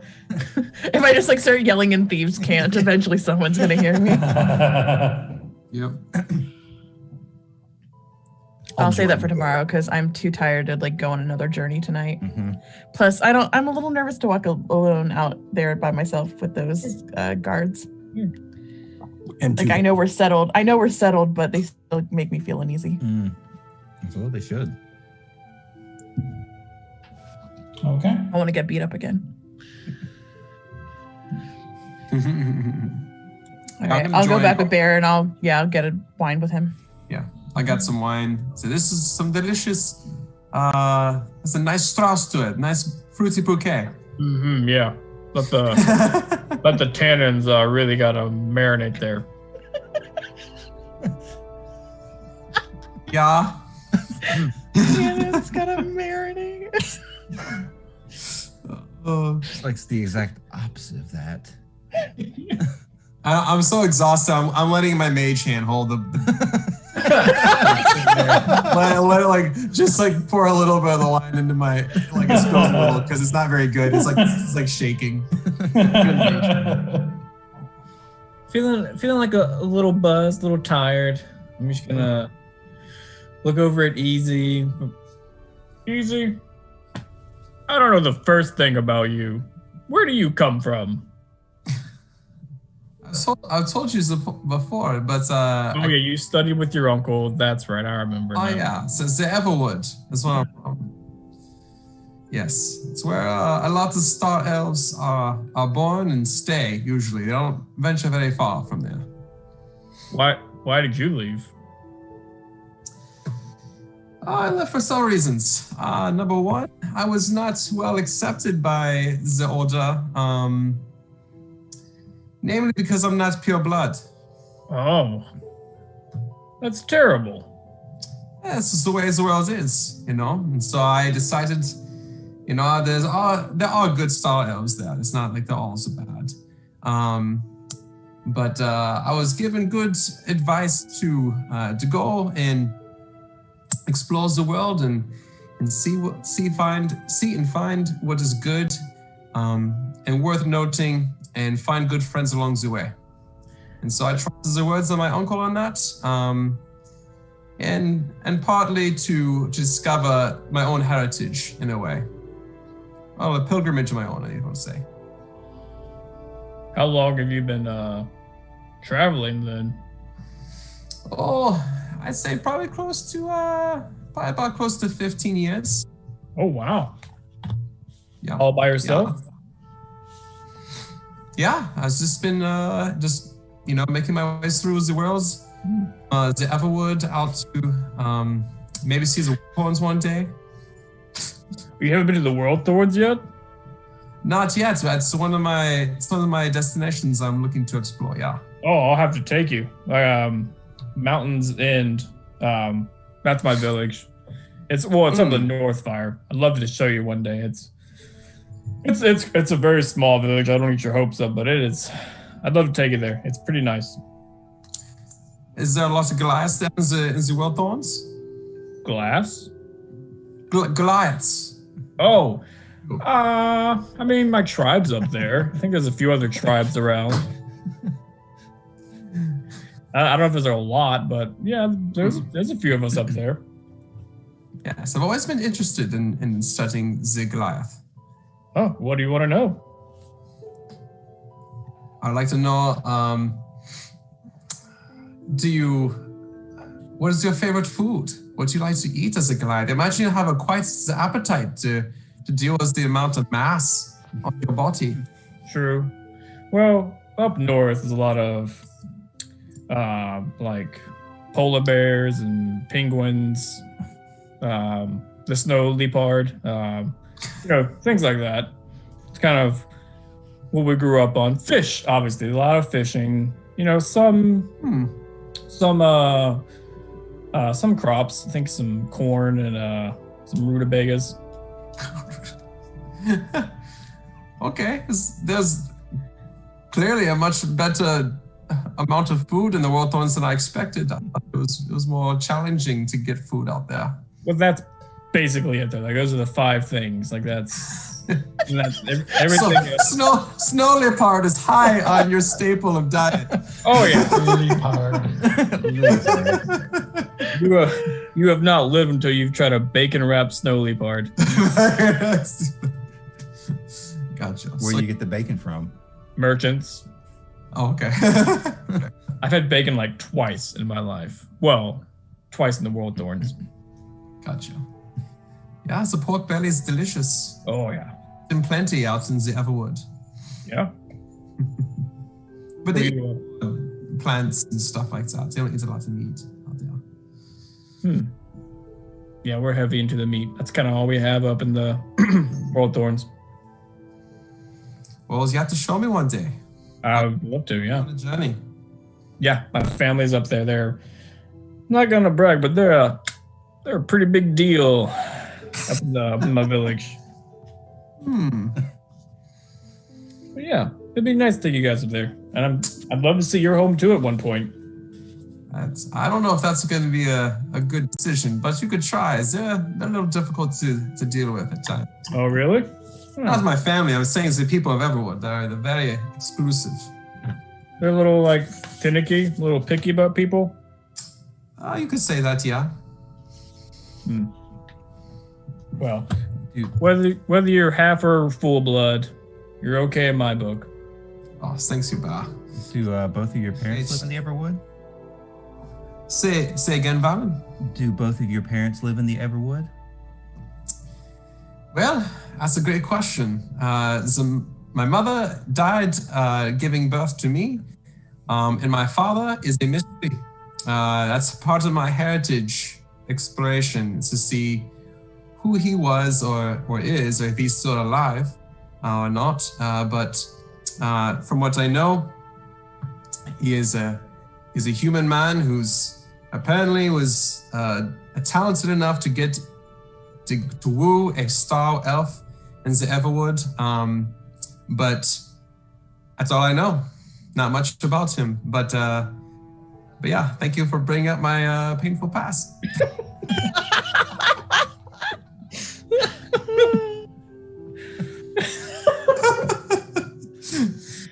Valen, chill, man. I take no offense to it, Valen. I appreciate your interest. We all have a past. We all have history. It's perfectly okay. This is true. But I am more than glad to find the people along the way that make this life worth living. Yeah? I think this calls for a special drink. Hold on. And I grab the bottle of Marlowe and I put my thumb over the top of it and I tilt it upside down. And now the liquid is now touching me and I will cast light on the wine. There we go. So, and then flip the bottle back over. So the bottle you should now see is illuminated from the inside. And as I pour it into each of your glasses, it is like I'm pouring liquid light. And it glows like as bright as a candle, basically. Like it emits bright light up to 20 feet, I think, or 10 feet, and then dim light up to 20 feet. So everyone's glasses are like,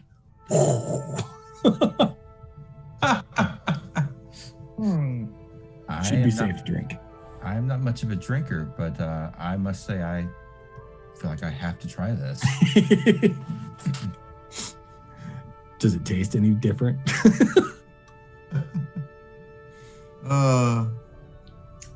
Tastes like Merlot.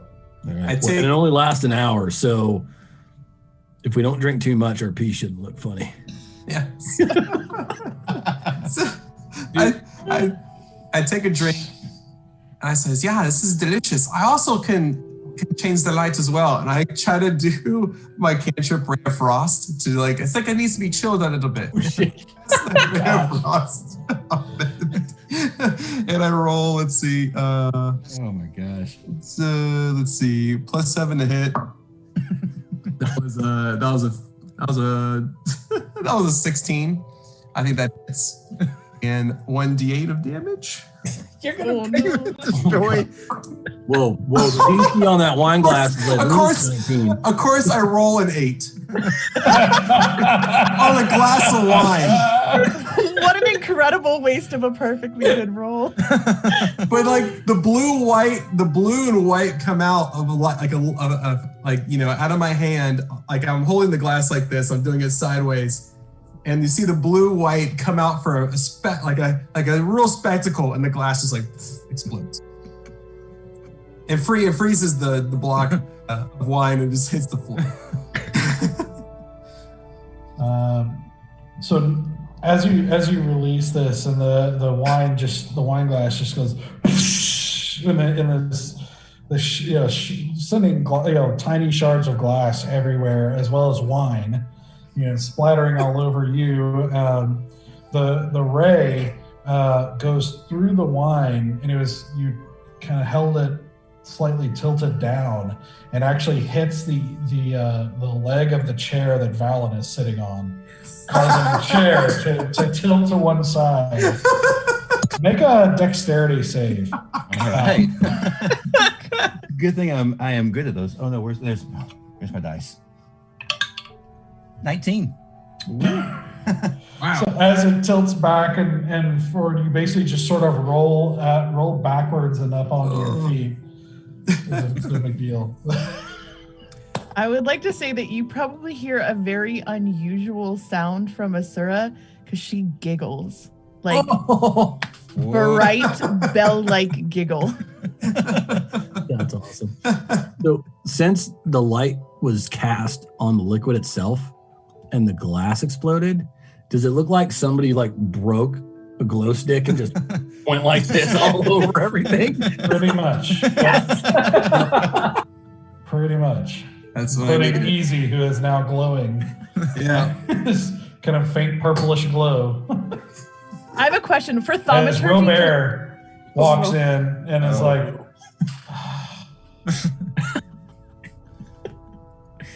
I have it, Robert. It's I will pick this up for you. Don't bother yourself. he just like grumbling, like hands you a towel and he's like, do you have any idea how expensive that chair is? And he walks off into the kitchen. And I pick up the glass and start wiping around the area. I have a question about thaumaturgy. Can I, because he's glowing, can I affect the glow on him? Like make it like dim and bright? I really want to make it like pulse like a dance, like dance lights. Let's see.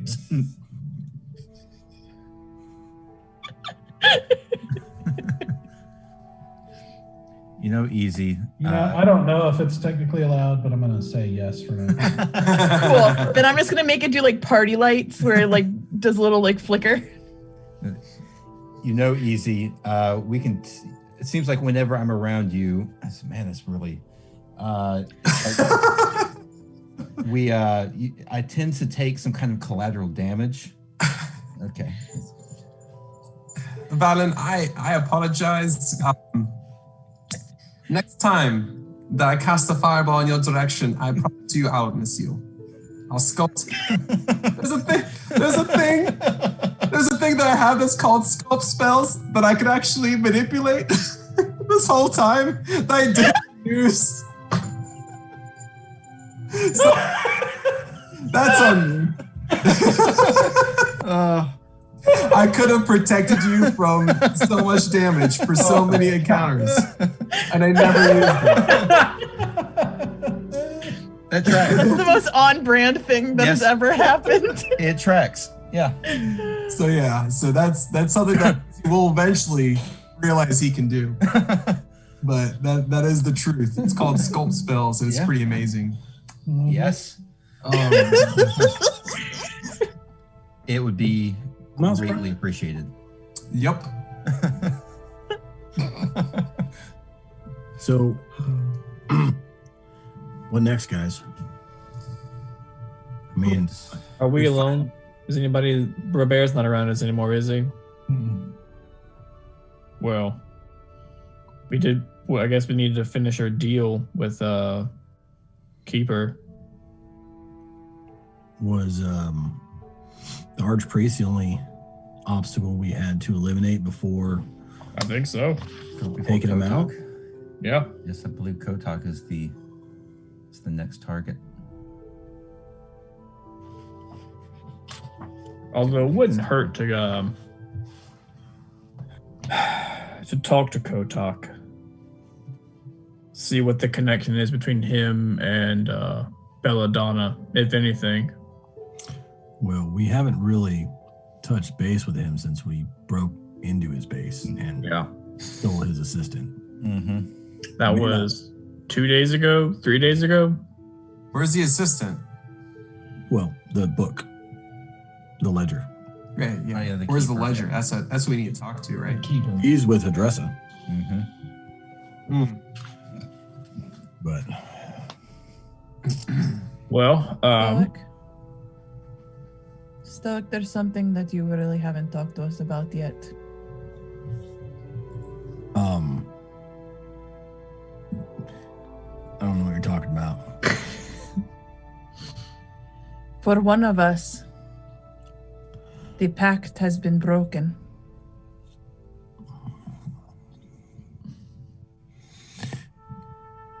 Yes, and I am somehow indebted to a devil, I guess.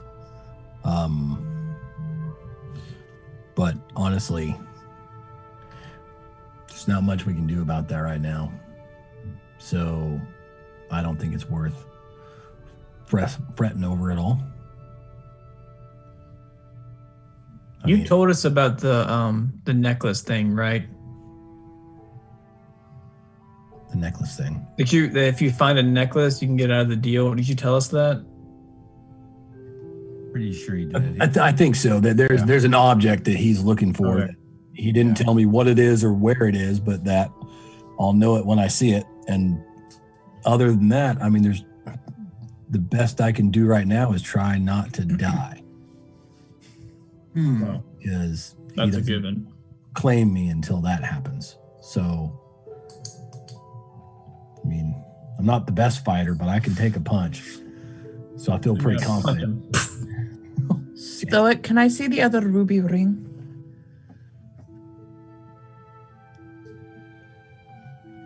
Goddamn, greedy. One ring isn't enough to... I hand it over to you. And then I want to take Stoic's hand and put it on his hand. I'm going to pull back a little bit. Jewelry kind of makes me a little nervous. Understandable. But I want to say that the only person who is laying claim to you is us.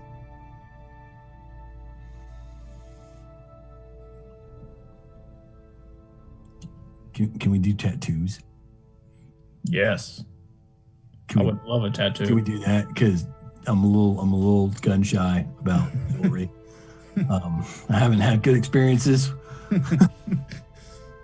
But since it's you, I'll do it. And I close my eyes and hold out my pinky.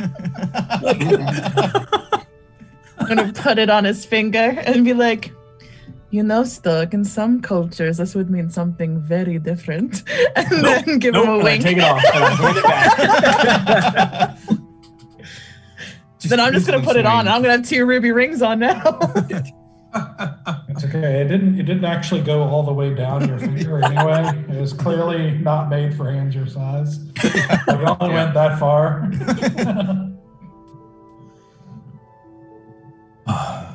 Well, here's what I'm thinking. For our other problem, our more immediate problem, we need to go find Colonel Oak. We need to tell him we need to set up a trap for Kotak and use the city guard with it as our advantage. Doesn't he owe us money? He does owe us money, that's right. Okay. From that stupid town that called me a demon and tried to run us out. Oh yeah, fun times. To episode 1. You did kind of try to scare them all to death. Well, they were assholes anyway.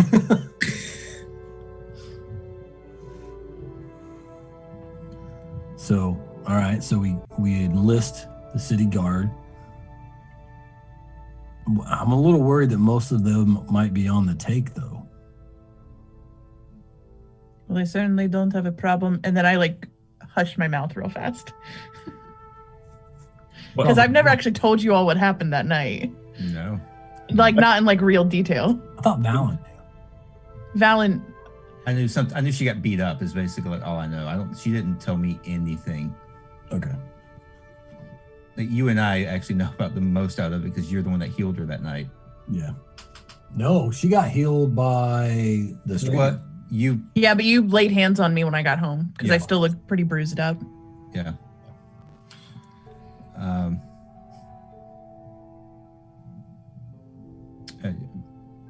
Did you have a thought you wanted to finish, Asura?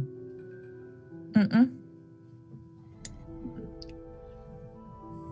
Okay. And she's like still like her hand's still on her mouth. You just finished telling me how we're basically family and the only people we can trust is each other. That works both ways, What I know of families is that sometimes they keep secrets to keep you safe, and sometimes they keep secrets to hurt you more. And I would like to keep a secret to keep you safe.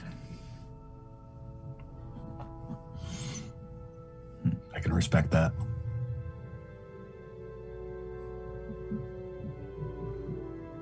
But Bear said he can't, so you should tell us. As he says that, I just nod.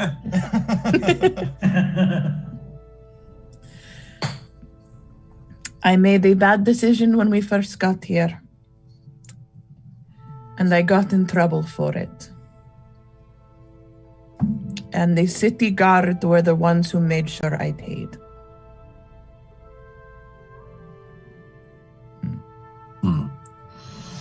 And what was the cost? Well, you saw it. My beautiful complexion for a night or two.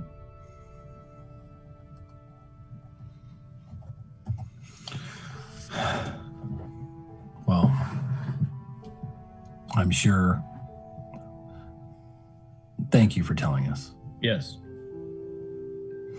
Oh, Still don't like it. Well, I'm not happy about it, but I know that if you wanted to do something about it, you're plenty capable of doing so. So I thought about it. But suffice to say, I did something wrong and I paid the penalties for it. However, they did not take me in, and I did not see through the proper channels. However, they were in protection of the men who make sure that they are safely armed. So I don't know if they are good or bad. But as we have well established, we are not good judges of character. And even though the Red One may have been trying to manipulate us and make us doubt ourselves, it's not like they weren't doubts that were already there. However, we have not seen Colonel Oak since we first spoke to him, so I don't know if he is good or bad. And we can't do this on our own.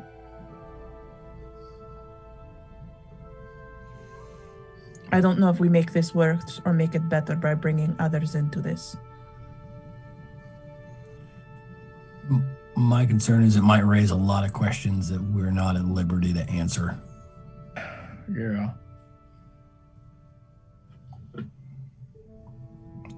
I've kind of already dealt with that a little bit. So then you should do the talking, since you know today. Yeah, because that worked out so well. What's worse than losing your soul to a devil? Obviously, you go down this road. And you know, I wondered the same thing, but he kind of convinced me there is. Not quite sure what those things are, but... Well, Stoic, if you've lost your soul to one devil, why not another? As nervous as you make me, I'd much rather it be in your hands than his. I would take very good care of it. Exceptional care, really. Well, maybe we contact Adressa, because she won't ask too many questions. And we find out what Kotok is up to, or what information she has on his whereabouts. And because we don't even know what his response was to someone breaking into his place, or if he even knows, which I'm sure he does. If he's, I know that Hydressa is a very, she knows a lot. I'm not trying to underestimate her importance, but do you really want to get back in line with her? No, I don't trust her. What about her friend? The tall, handsome one with the knives. Oh, Trill. Maybe he can help us. I like Trill. Trill does work for Hydressa, though. Yeah, any information he gives us, I think, would be from her. So. Sure, but at this point, if she knows everything, it does not matter. I need his skills. For what? An extra pair of sneaky hands is helpful. Are we sneaking or are we killing? I don't know, but he is both good with a knife and good with his mouth, so. All right. Don't get me wrong, I love to have him on the team. He's a very handy man.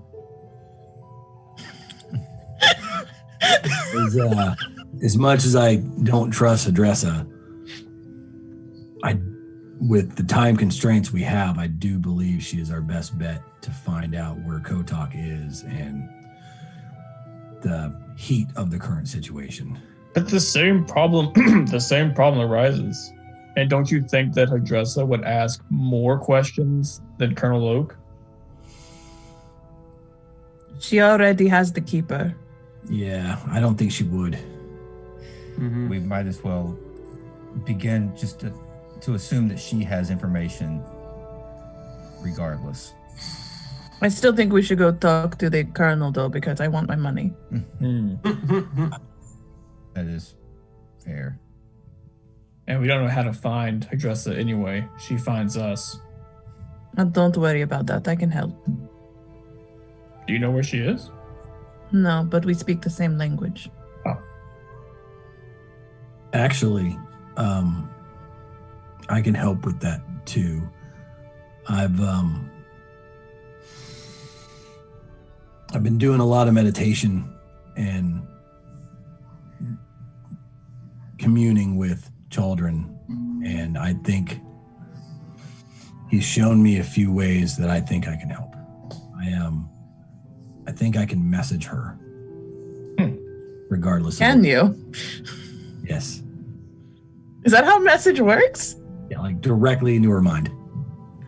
Oh, I thought you had to see her. I've seen her. You had to have seen her, but once you've seen her, my thing is there a distance on it? Yeah, I'm pretty sure there's a distance on There's it. no distance. There's just a word cap of 25 words. It might even be in What Chronicles. spell were you talking about? Message. Yeah. Third level. It's a level 3 for me. Yeah, you're right. It is. There's not a distance on that. I've got clairvoyance, which allows me to see her, and that has a mile range on it. Got ways to be aware of that. But I looked, and I don't think clairvoyance allows me to isolate on a person. I have to isolate on a space. So if I don't know for a fact they're in that space, then it doesn't help me. That's why I was going to use it on the high priest or an Anto, because I knew he was in the chapel. Mm-hmm. And so I wanted to eavesdrop on that conversation. I don't see that spell in your list. I thought it was. Hold on. Let me look. It's not currently equipped. You could equip it in the morning. Yeah. But let me double check just to make sure. So, okay. Because I thought I recently got it. Because there's a cantrip, and you can't switch out cantrips. No. That's a different message. Tongues. Maybe it's sending. Hold on. Yeah, sending. All right, not message. Sending. Okay. I was like, this is not how message Yeah, works. but the definition was right. It's 25 words. Range is unlimited, and the person can respond. This is the exciting part where we all learn how D&D works in real time. For your viewing pleasure. Mm-hmm.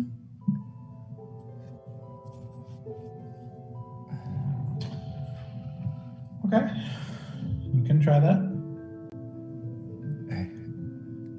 What do you think, Asor? Should we try contacting her directly, or do you think your methods will give us a shoot? My methods don't guarantee a time. It's whenever they find the message.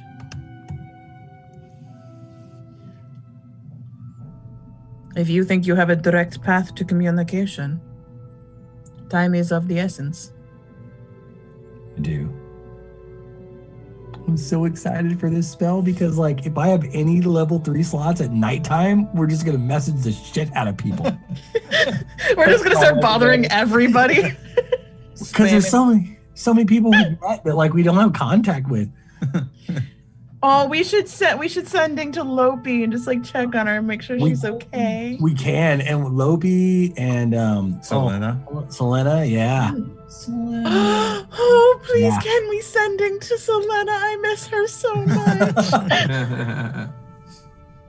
I'm very happy that we got this spell. I just didn't realize it was gonna be a level 3. Yeah, that's a big boy spell. Yeah. Yeah. You're gonna be spent. Real quick. So Bear, I know you were a little nervous. Are you okay with us reaching out to Adressa? I mean, no, I'm not okay, but I understand I understand she's important. I guess as long as you know to be careful with her. Yeah, I don't trust her. I trust her about half as much as I do Kotok. But at least I know Kotok's gonna stab me. Right. Right, that's what I'm saying. So. Yeah. I agree this is a good plan. It's not a good plan, but it's our only plan. It's a plan. It's a plan. Is a plan, yeah. Is you on board? Yeah. I think that's the best option we got. All right, so, well, I guess we'll start there in the morning, guys. All right. I'm going to head off the bed, and I'll finish my glass. And I'm still corralling all the bits and pieces. with my 2 hands and my mage hand at the same time. So I gotta get a nice corridor in the middle, and the mage hand pushes it back. 3-sided box. All right. Sidebar, easy. What does your mage hand look like? Like, do you have like an effeminate hand with like long fingers, or do you have like a big like cartoonish Mickey Mouse? I'm going like Mickey Mouse. Yeah, you're going Mickey Mouse glove hand. Mickey Okay, Mouse glove on this one. Yeah, that's what you think when you think about my mage hand. Yeah. Okay, I wanted to better picture it. So. Yeah, that's definitely it.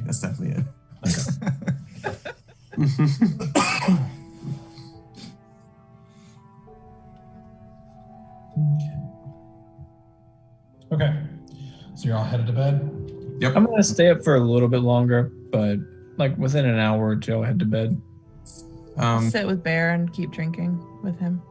Oh, I also want to check on the amulet that I was given before I go to bed. Okay. Check on its affinity, all that stuff. Is that investigation or if you spend a short rest, then if it's, at least for most items, you'll be able to get at least a general idea of what it is. Okay, yeah. So in this case, this is, after you spend some time with it, kind of examining it and everything before you go to bed, this is an amulet of health. Ooh. So you can look that up in D&D Beyond. And see. All right, perfect. Wow. I'll go and put that on our list. Finally, a non-necromantic amulet, guys. Dude, we have right? people in our party that could desperately use this. I don't know what it does. Unless it steals the health from others to give you health. Then, true. Yeah, it absorbs souls and gives you health. I would not be surprised in this campaign, right? Is for the rings, like, can I be like examining them and like getting in there and see if there's anything of like, is there any magical or extra quality to them, or are they just pretty rings? No, they seem mundane.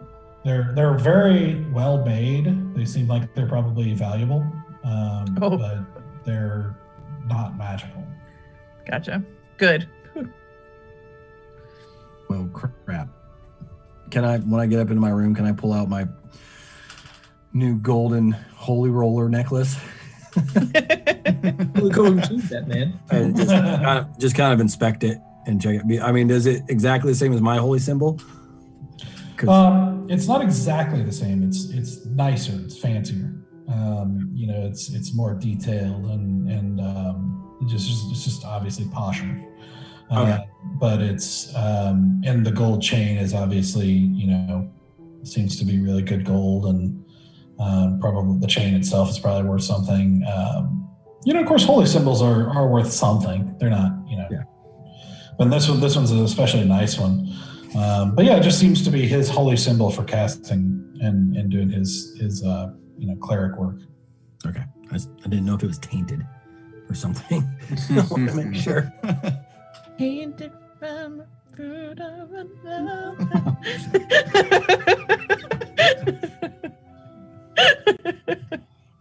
While me and Asura are by the fire, I'm gonna pull out some parchment, and I'm gonna write a letter to it's addressed to my temple, and all it's gonna say is that we killed Randmon, and explain the reason. I'm gonna explain that he was a corrupt cleric and that he needed to go, and just explain that he's dead. So your report says Randmon is a corrupt cleric. He needed to go. He's dead. That sounds fair to a T. Yeah. I'll add, P.S. He was going to disease an entire country and bring them back to life. Love you, Bear. They're you a wolf. Oh my I can only gosh. imagine their faces when they read like, what? Tell me. Hey, no, me. It's Tell me fine. that's how you did your thing, Bear. It's owl, wolf, and then bear, right? No, we're all bird based actually. Oh, it's not scouts. Okay. No. No. Just wanted to check. Owl, bug, and then Owl. Video. Damn it! I didn't even, that'd be so perfect. I should have done that.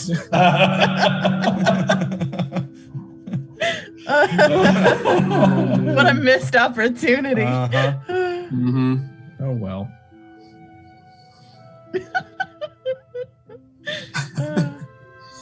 I mean, obviously you're not hiding the fact that you're writing this, correct? No. Who are you reporting to? Oh, the temple that I came from. I need to tell the cardinal all that's happened. Well, I feel I need to report to the cardinal what happened with Randmon. Who is the cardinal? Well, Balthazar trained me. I'm not sure if he's still there. Whoever the cardinal is at the Obsidian Temple. Why do you report to him? Because that's where our orders come from. They need to know about the nature of things outside the temple. Well, how do you know who to report back to? You just said that he may not be there anymore. Well, he may not be there, but I'm sure there is someone in his position at that temple. What do they do with this information? I don't know. Keep track of it. Just make sure that the world is one corrupt cleric less. Keep the world in balance. So you report to someone, but you're not sure who you're reporting to, and you tell them important pieces of information, but you don't know what they do with that information. Yes. I'm still pretty new in the Silver Flames. I know what I'm supposed to do. I don't know all the whys just yet. And you take your orders and you do them without question. So far, they haven't told me to do anything bad yet. Oh, they haven't told you to do anything bad. Well, But you don't know what this information is for or why they are using it. No, well, they need to know about the corrupt clerics. They're trying to keep the world in balance. Mm-hmm. But as we can see around us, the world is not in balance, and you are the only one of your kind here. Right. So maybe they'll send reinforcements. I don't know.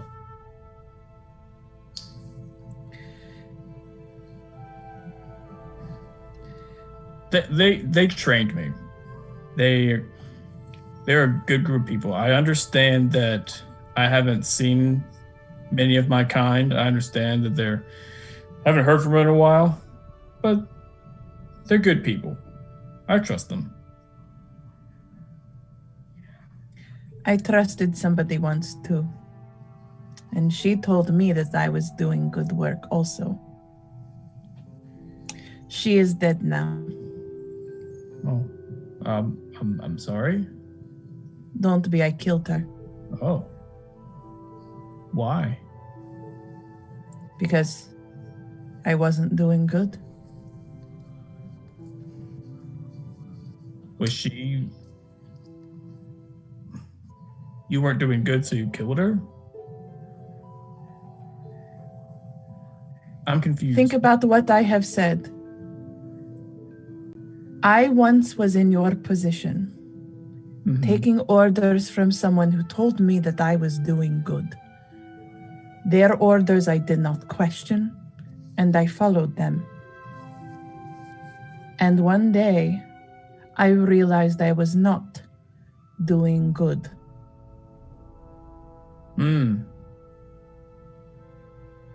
I see.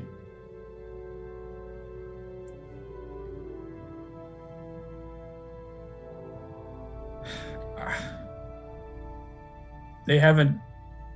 I appreciate you you telling me that, but they haven't done anything for me to not trust them yet. They, like I said, they pulled me out. They made me who I am today, and I think that they are here for a noble purpose.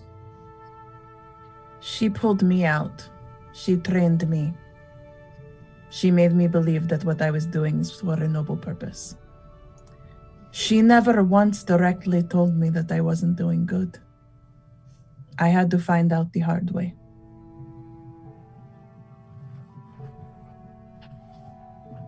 So be careful what you say and who you say it to. I mean, these are, again, that is smart. That's very good thinking.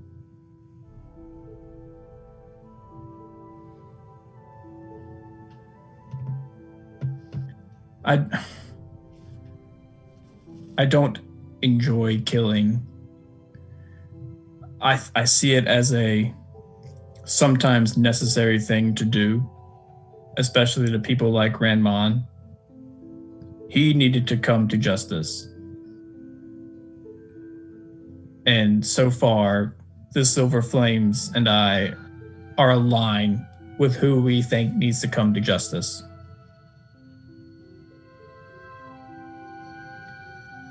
I like to kill. But I am not judge, jury, and executioner in that choice. It is me or it is them. And I assure you that I will always survive.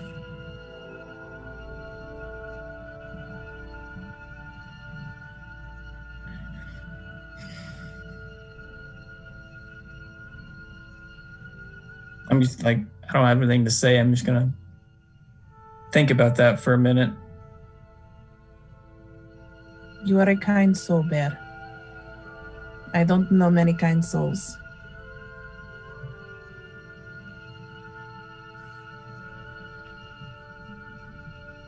Well, thank you. And I have really enjoyed working with you these past few months.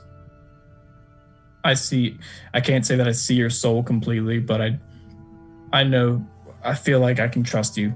I feel like you are also a kind person.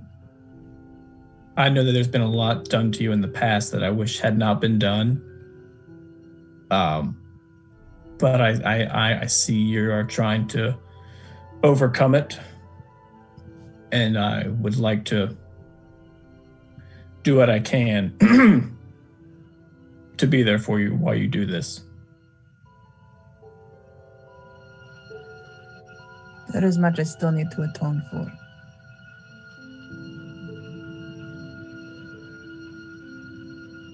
I just don't want your soul to have to go through the same torment. Thank you. I do see that you are looking out for me. Trust me, I do see that. I just don't, like I said, I don't see a reason to not trust Silver Flames.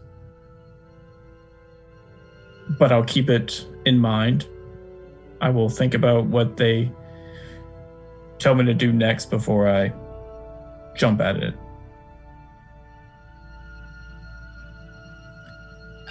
Asura just starts rubbing her green ring and just nods and walks away.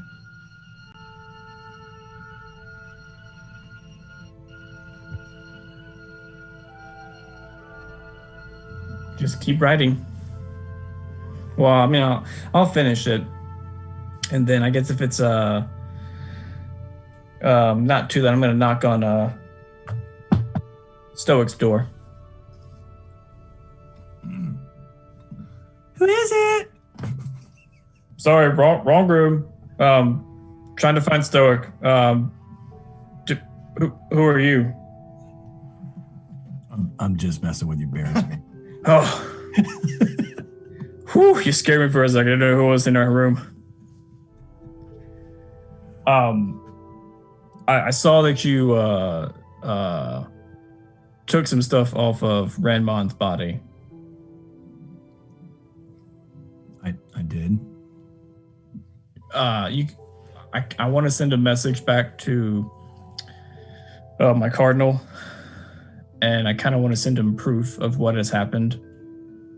Do you mind letting me send back either the holy symbol or the signet ring?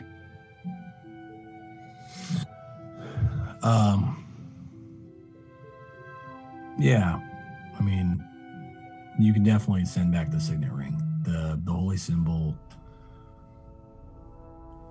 I'd like to hold on to it for a little bit. That's fine. So, okay. Here you go. Thank you. Earlier, I wasn't trying to eavesdrop, but I heard you and Asura talking, and you'd said something that I think is incorrect. What's said that? You don't know who to trust, and that we don't have anyone that we can trust, but I think we can trust each other. And so it's not no one. We do have each other. True. So just keep that in mind. You're right. I didn't mean to say otherwise. I do trust you guys. Good, because I trust you too. Thanks, Stoic. Still on the fence. Romance. Still on the fence about easy, but what's wrong with easy? He did explode a glass in like everyone's eye tonight. Yeah, and he's like has something in for Valen because he like constantly. Yeah, like every time.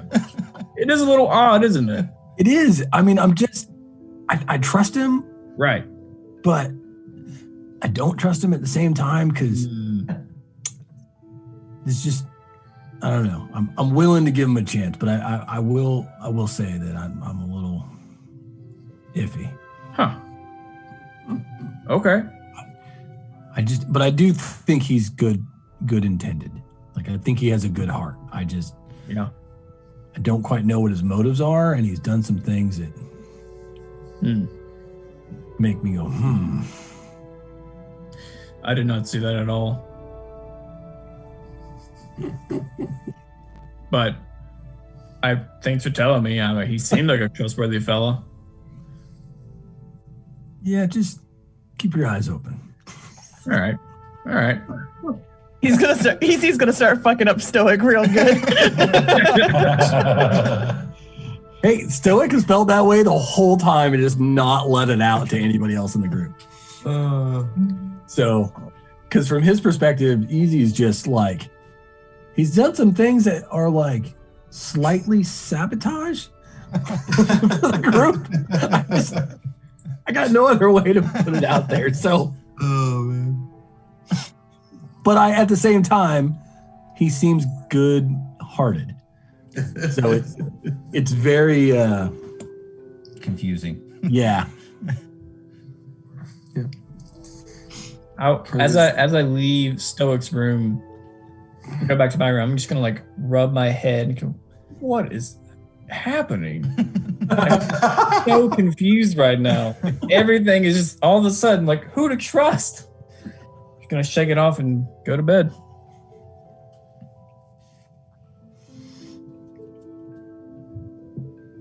Okay, so everybody went to bed? Mm-hmm. Yep. And I went out to the tree in the courtyard, and that's where I'm gonna do my sleeping tonight.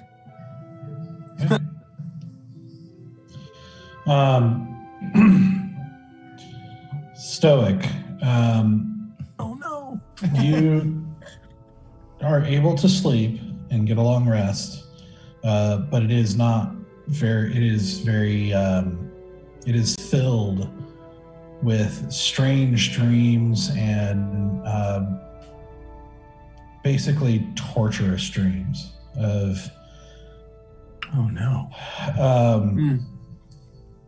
That familiar kind of divine energy on one side and immense fire on the other side. And kind of a haunting sense of betrayal on your part. And Aldrin's mad at me. Uh-oh. Okay. So, Valen, you have no dreams, but you are not able to get good sleep at all. You are not, you can't get comfortable. You can't get, when you doze, it's like very, very light sleep, and you just constantly wake up, and you are not able to get a great night's sleep. You do get a long rest, but you also have a point of exhaustion. Point of exhaustion is speed halved? No, that's disadvantage on all ability checks. Disadvantage, okay.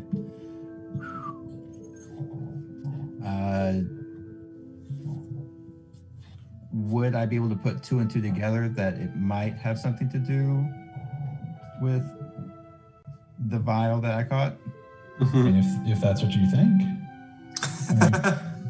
Probably just kind of flex my hand throughout the night and think, okay, is this what's going on? And maybe in a fit of a little bit of fear and confusion, it's like just a short thing to Ixie, like, I don't know what to do here, because I don't know how to really talk to her. I don't know what I'm really doing. And it's like feeling that fear of like, okay, this is something that's out of my control. What do I do here? And that's all I say. Sucks, don't it?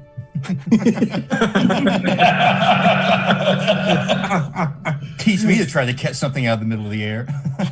It was gonna miss you. It's true. Oh my goodness. Try and do something good, and then poof, your soul's gone.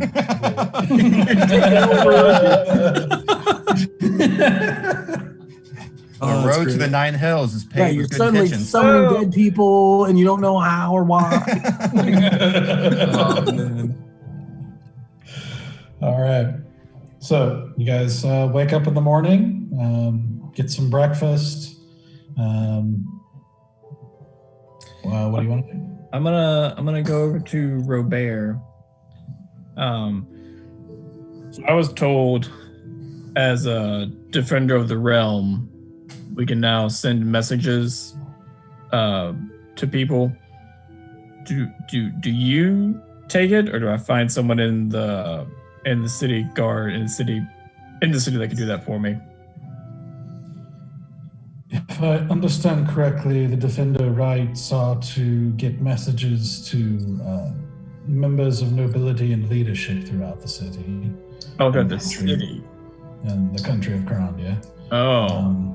However, I am happy to arrange for a message to be sent if you simply tell me where. Oh, perfect. So I hand him the letter and the signet ring. Can you make sure this gets to the Obsidian Temple in the Northfire region? I shall relay it. Thank you. And then I'll give him 3 silver. I don't know if that's customary or not, but I feel like you need some kind of payment. So here you go. It won't be necessary. I am in the service of Lord Greenwood. Oh. You are his guests. Oh. In that case, here's 1 silver. And I'll wink at him. What the hell? Oh, man. Very good, sir. Thank you, Robert. Oh, man. Like if there was chewing gum, Bear would be that guy that like hands the guy with the hand open a stick of gum. Stick of gum. Oh, man. Oh, man. We are wearing out our welcome. We've worn out our welcome. Oh, yeah. Long gone. But this place, I like this place. It feels like home. Yeah.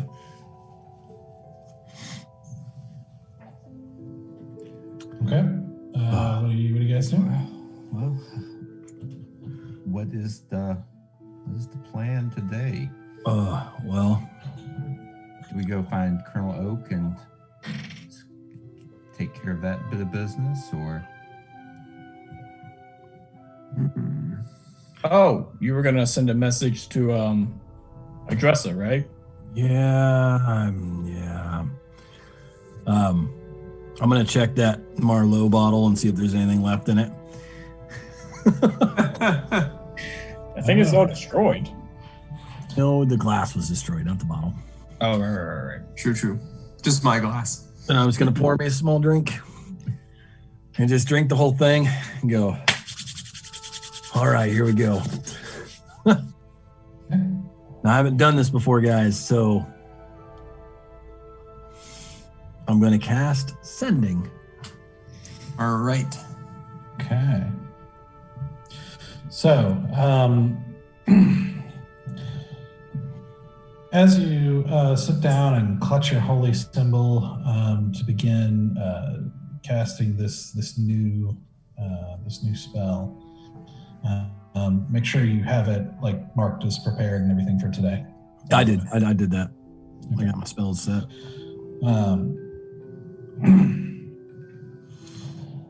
You feel that sort of divine energy surge through you again, and it's like somehow mentally sending an arrow, and but yet somehow still connected to it. Not like you're traveling with it, but somehow you're still connected to it. It's a very interesting sensation. What do you want to say? I have 25 words, so I will say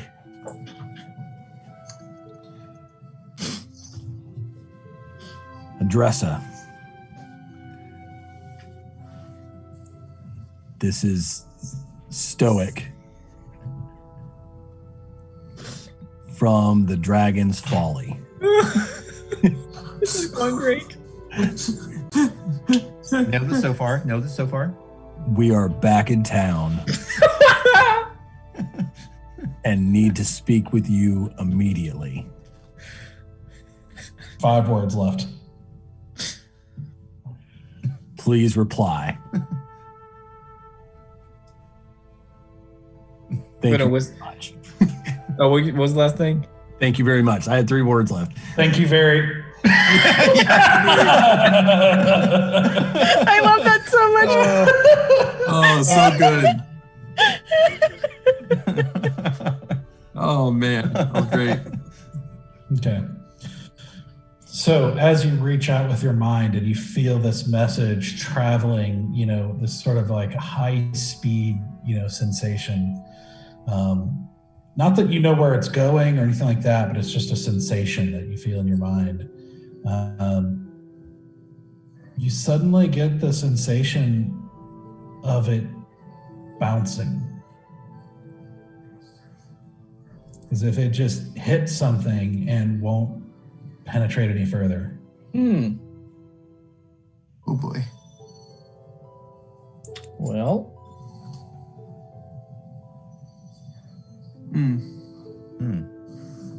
How did it go, Stoic? Has she replied yet? She's not. Maybe I didn't do it right. I'm not sure. Yeah.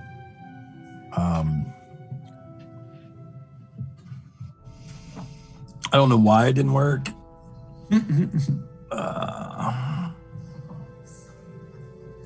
More than likely something she's got going on. Yeah. Then it looks like an oldie, but the goldie shall be it. I guess. So I think we should go back to what's the name of the pub where Colonel Oak was originally? Old Gobs. Old Gobs. Old Gobs. I let us go to Old Gobs. Let us find our dear friend Colonel Oaks, and I will leave a message. Sounds like a plan. Might as well. Okay. So, are all of you leaving? Yeah. Okay. Yeah. As you open the door, you start to step out, and there on the porch is a small wooden box and a parchment on top. What's the parchment say? What's in the box? It's in the box. What's in the box? Tell them to open it. So, Barry, you pick up the parchment and you open it, and it seems to be nonsense to you. You don't really understand what it's saying. Do I understand? Common. Can I lean over and look at it? Yeah. You look at it, and it is Thieves' King. Yep. All right. I take it from Bear. It says, your target was spooked by the priest's death and the disappearance of his advisor. He has fallen back deep into his hideout. Route has changed. New route unknown. If you spot a trap on the way, this may help once. Well, I'm going to lean forward and open the box. Okay. As you pick it up, as you take it from Bear, and you go to open it, you hear inside this little clicking noise of what sounds unmistakably like legs, sort of like. Well, then I'm gonna not open it all the way. if I hear noises like that, I'm gonna be like, no. Can I peek in to see? You can try. You want to open it? I would. Yeah, I would like to peek. Okay. Let's do. Make a. Let's see, what would this be? This would be a. And I do have dark vision. I don't know if that helps at all.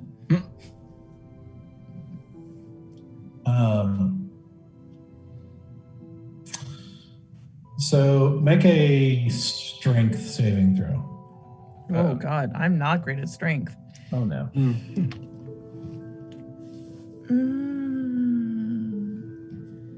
A 10. 10. The minute you crack open the box to try to get a small peek into it, the box suddenly like pushes open as what essentially looks like a spider made out of some reflective metal material suddenly starts coming out, like forcing itself out of the box. And you like try to slam it shut, but it is forcing itself out of the box here, and like you feel it like kind of clawing at your hand as it tries to get out of this as you're trying to squeeze it shut. I'm gonna scream, "Bear, close it!"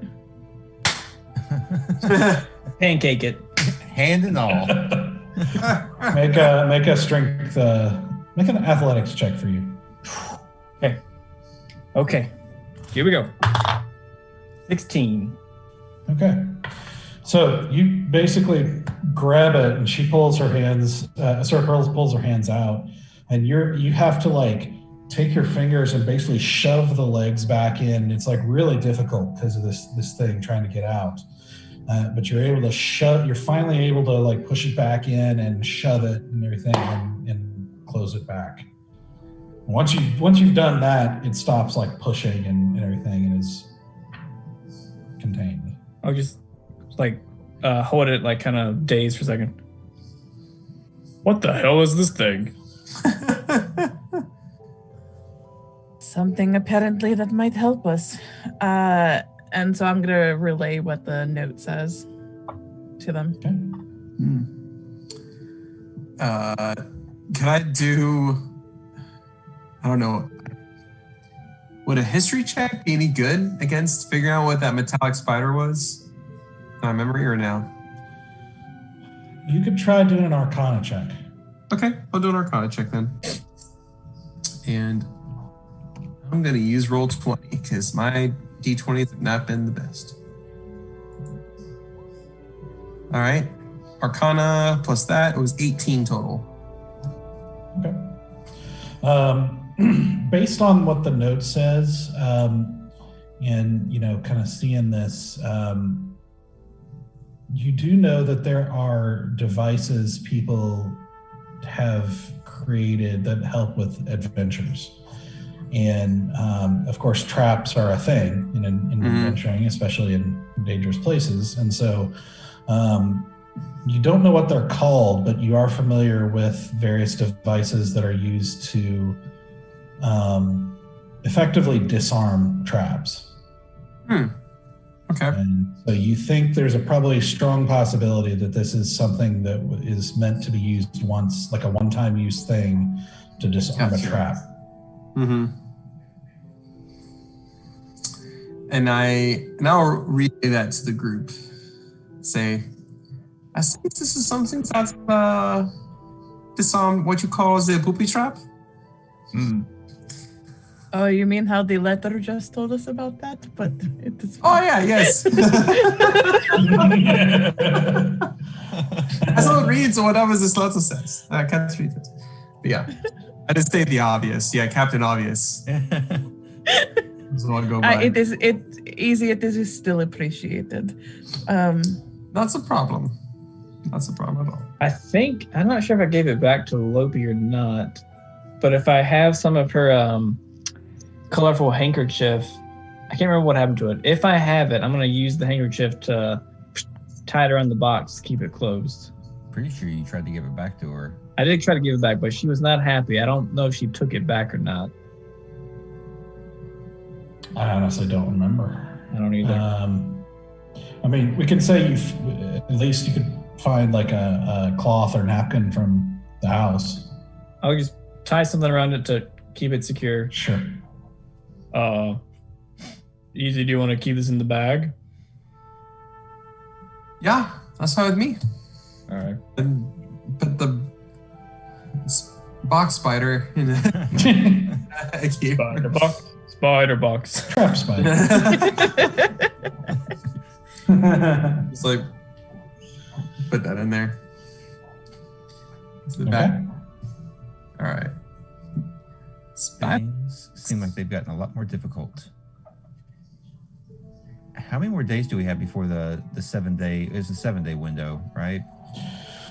Yeah. I could be wrong. I need to go back and work it out, but I think maybe 4 days. Okay, that's what I was thinking. So according to this note, Tressa doesn't know where he is either, right? Well, she knows where he's at. She just doesn't know how to get there, because before we had to take a certain turns in a certain order in order to find him. And I believe he's in the same place, or similar, but now it's a different turns to get there. It's almost like a labyrinth. The same building, right? Well, same entry point, most likely. Okay. Huh. I don't know who we'd even talk to try to figure out how to get in there.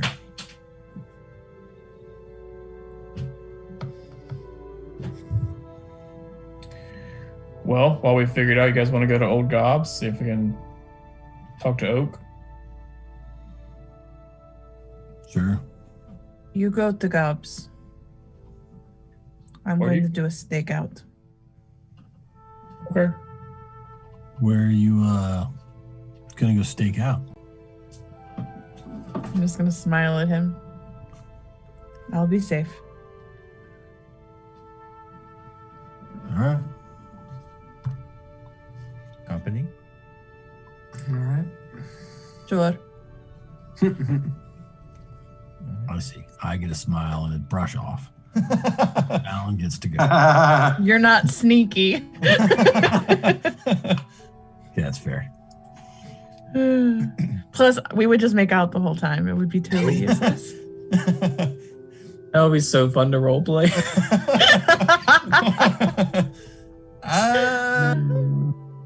You might get your chance, Jeb.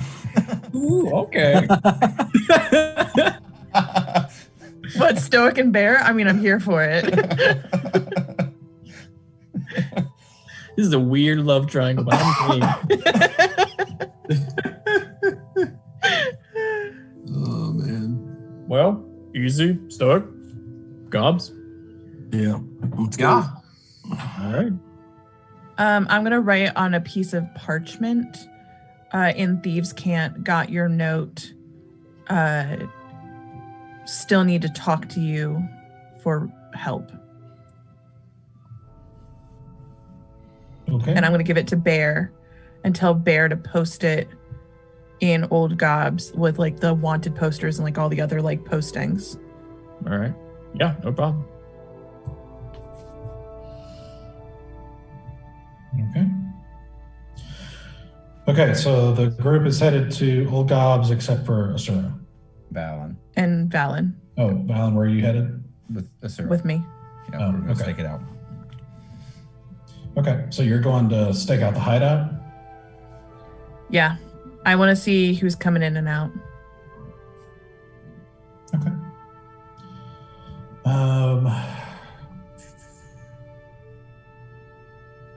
So if you remember, the entrance is basically a little bit down an alleyway that kind of slopes down a little bit, between two walls essentially, and then there's some boxes, and the entrance is behind the boxes.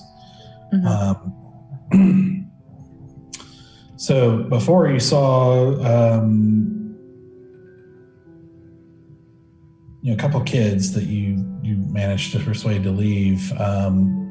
There are no kids. There are a couple of what look like beggars, like with a bowl and just kind of rundown garb, kind of sitting in the alleyway.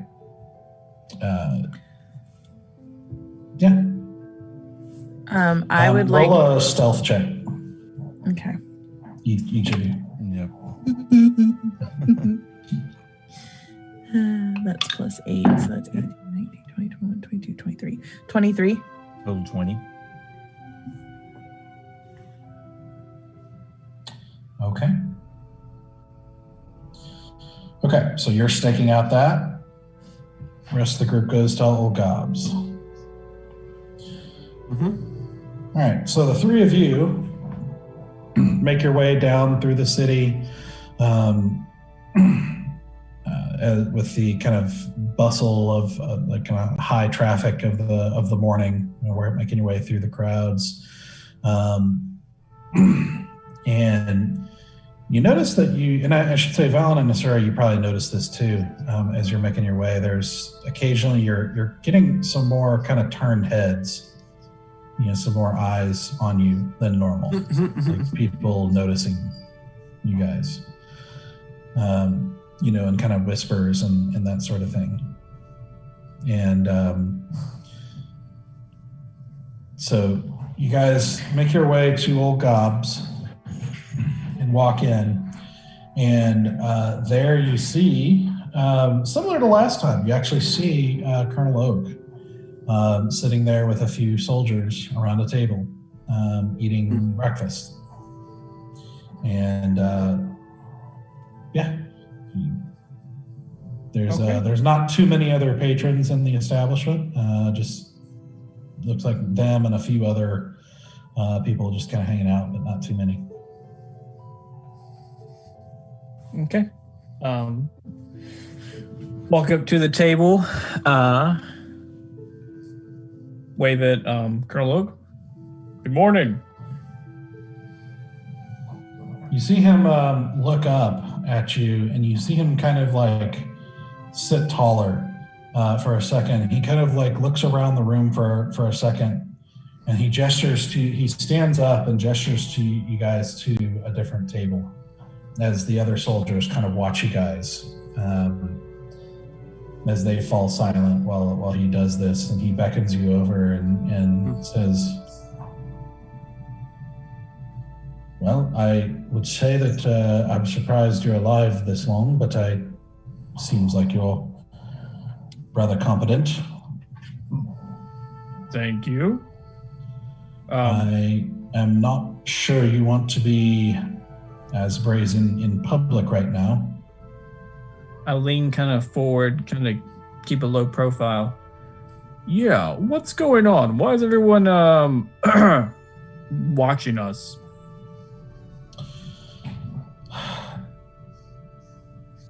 The truth is, I don't think most people know what to make of you. Mm-hmm. You have a reputation. You're the newest defenders. You're known for dragon slaying, and someone has been singing a song in most of the taverns, like a song is being spread, essentially telling how you might be the saviors of Corandia. Oh boy! And how you are strong where the king is weak. Oh boy! I'm gonna eye you real hard. This is making you popular with a lot of common folk, but it's a controversial song.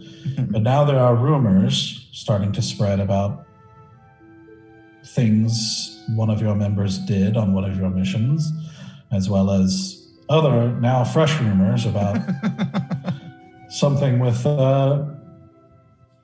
apparently something very bad happened to the Archpriest of Corandia. We don't have a lot of details yet, but there's a lot of rumors spreading. I see. Okay. Let me stop those rumors right here. I'm a priest from the temple, and you see, that was an internal dispute.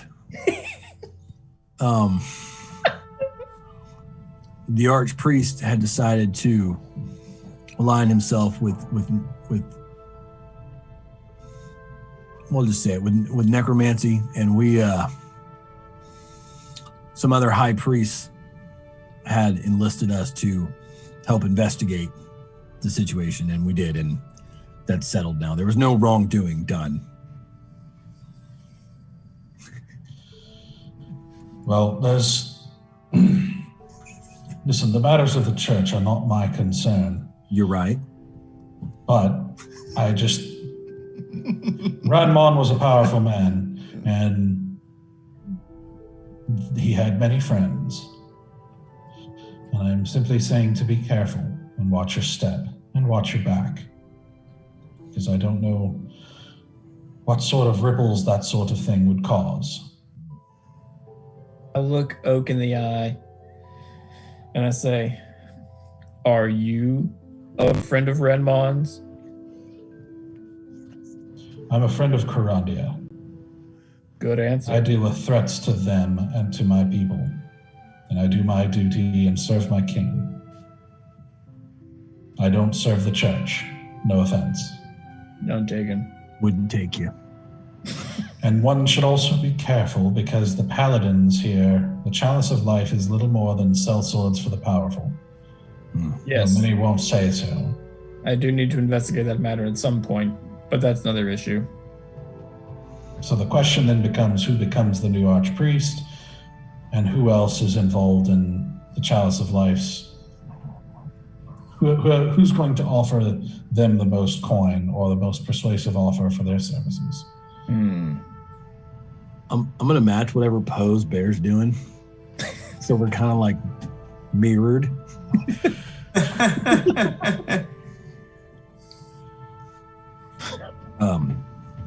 Well,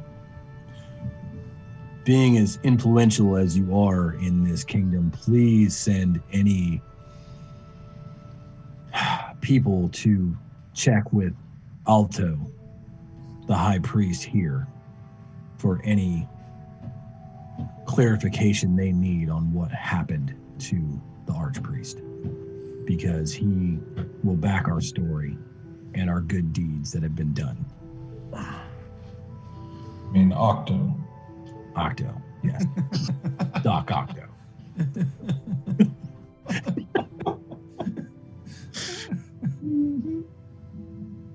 Again, such matters are not my concern unless the king gives orders. And if he does, in orders to investigate, I will. And I will speak with Octo. But I should warn you also that to be careful who you associate his name with this deed if you care about him, because you're also implicating him. And how about the name Kotok? What does that mean to you? That's another matter I want nothing to do with. Nothing. As a guard of the city, you want nothing to do with... Not if I can avoid it. He's not good news. He's a vile man. I see why this is such an outstanding city with guards like you. What's that supposed to mean? You knowingly have ne'er-do-wells in your city, and your stance is to stay away from them. My stance is to protect my people as best in this city as best as we can. I think you should watch your mouth about speaking things that you don't know very much about. The people in these organizations are more powerful than you understand. I do what I can. I think. And that's a little much coming from someone who apparently just had someone very high in his organization ruling with corruption for a very long time. Yet you didn't deal with it until now. Once upon discovering, yes, I did not sit idly by and stay away from the situation, which is the difference between a guard and a protector of the realm. I think we're done here. There goes our money. Cool. Hold on. Now, I'm not going to pretend to disagree with my buddy Stoic here. He speaks the truth. All that we're offering here is a chance. You have said that we are competent people, and I don't know for sure, but I would agree with that. We've done pretty well for ourselves. We've gotten by the scrape of our teeth a few times, but we've always gotten by. And as you know, Kotok is not good for your city. why not let us help you take care of it?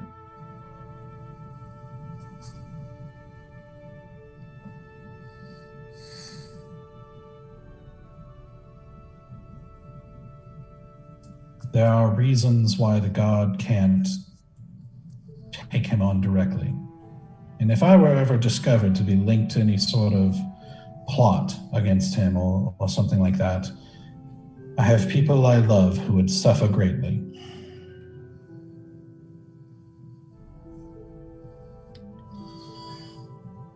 Okay.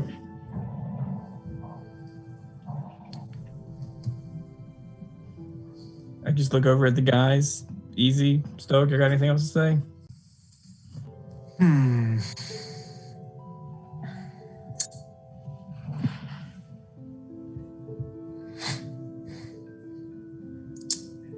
I'd say that seems like we're not going to get much help here.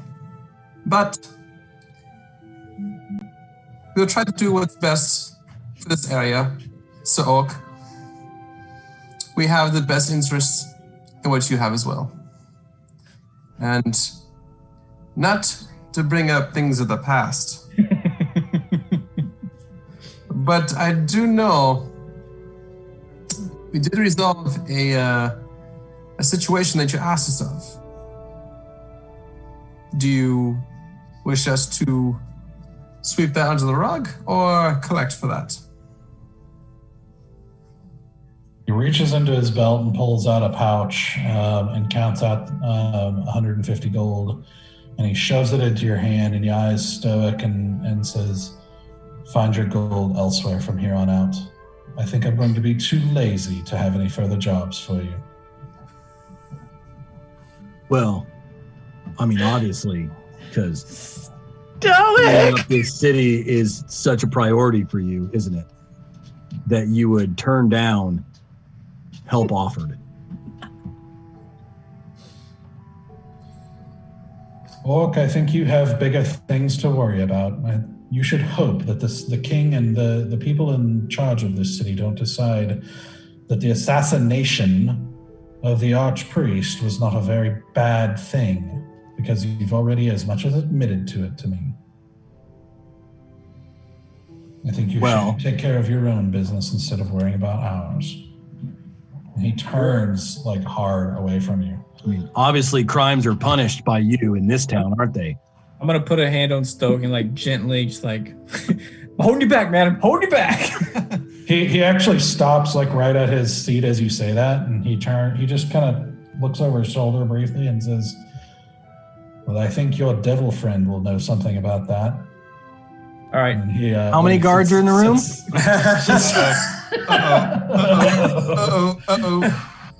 There are 3 sitting with him.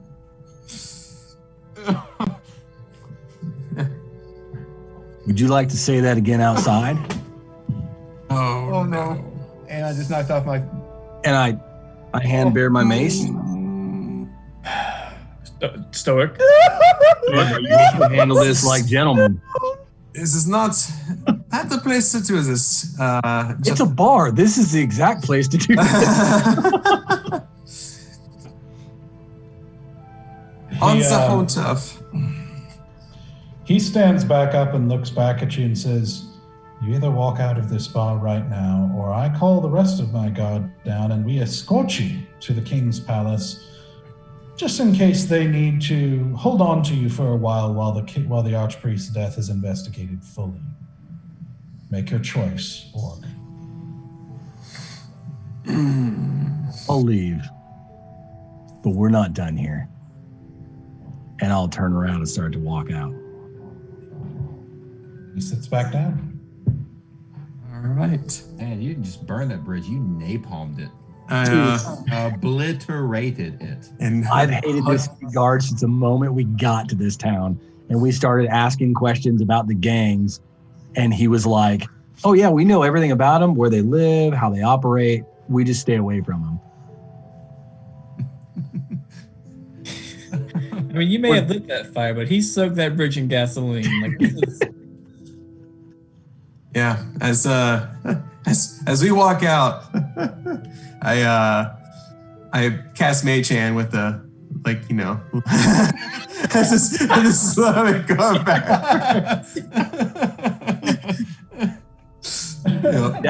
That's been a slow fuse since episode 1. Yeah, where I've had it out for Oak, because I started crap with him when we first got the mission. Yep. I can literally light people on fire, and I don't have this much rage in my heart. I'm smart enough not to burn a bridge while I'm standing on it. Stoic does not. Not at all. Oh my god. I think Stoic is. Oh He my doesn't God. care. Yeah. It's like, no. A little bit of a death wish. Y'all, we're never allowed back in this country again. It's not far away. Stoic sits on the side of, if I'm on the right side, nothing else matters. Or if he believes he's on the right side, nothing else matters.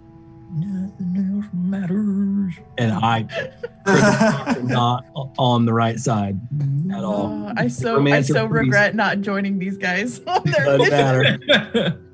I so regret it.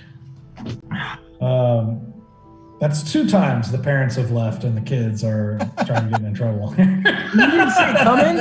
I was like, wait, Bear, Stoic, and Easy are going to the bar? Exactly. I was like, we're going to have some fun. Valen, we can't leave our children home alone again. No. So, Valen and Astura, what you see as you guys are observing, you see that essentially it seems like there's not as much traffic as you would expect. And in fact, what you do see is once or twice someone goes into the alleyway and walks up, but then one of the beggars says something to them, has a short conversation with them, and then they turn around and go back out of the alleyway. Can I hear what they're saying? Make a perception check. I will make a perception check. Wait, what's my perception? It is... it's a +4. Okay. 12. Yeah, you can't really, from your position, which is basically across the street from the entrance of the alleyway, because it's a city. It's not like bushes are nearby to hide in. You're not able to hear what they're saying, but you kind of get the impression that those people are a little bit annoyed when they turn around and leave. Does it look like these are truly just beggars irritating somebody at the door, or if this is some sort of tactic? Make an insight check. I'd actually like to join her on that one because I'm kind of wondering the same thing.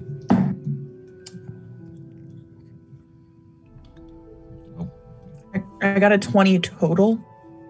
Yeah, I got 5. The dice went the other way this time. You can't really tell for sure. It's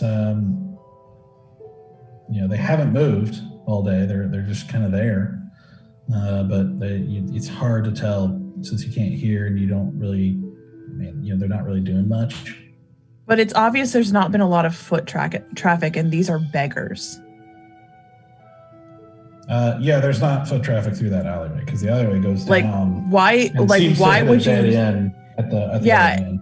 So it's suspicious because why would a couple of beggars camp out in a dead end with low foot traffic if the goal of being a beggar is to collect coin, get food, get anything that you can to keep yourself alive?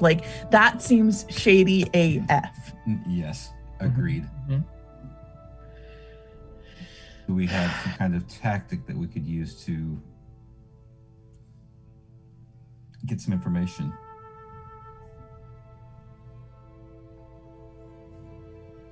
The way is closed now. Anything I knew before, I don't know now. So either one of us has to draw out or send a message.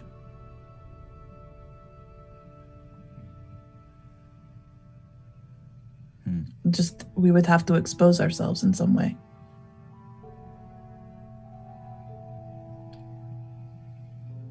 and looking around, we seem to be garnering a lot of interest by passersby.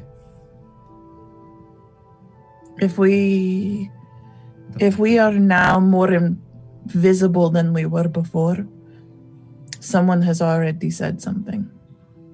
That we are in town. Yes.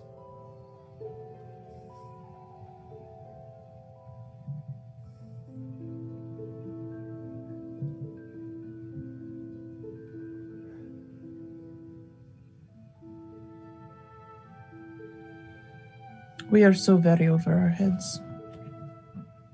Yeah. As we have been from the beginning.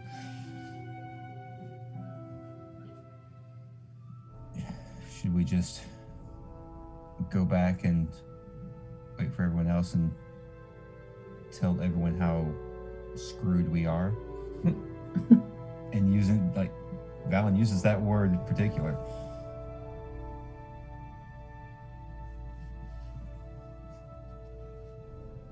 I honestly don't know what to do anymore. I have lived one life, and I was good at that life. But it was a bad life to live, and I don't know how to be better. I seem to just keep walking into more shit.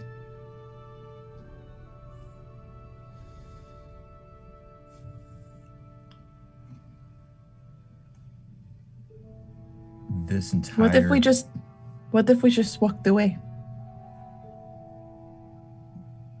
Just put our knives down, our staves down, and we just walk away.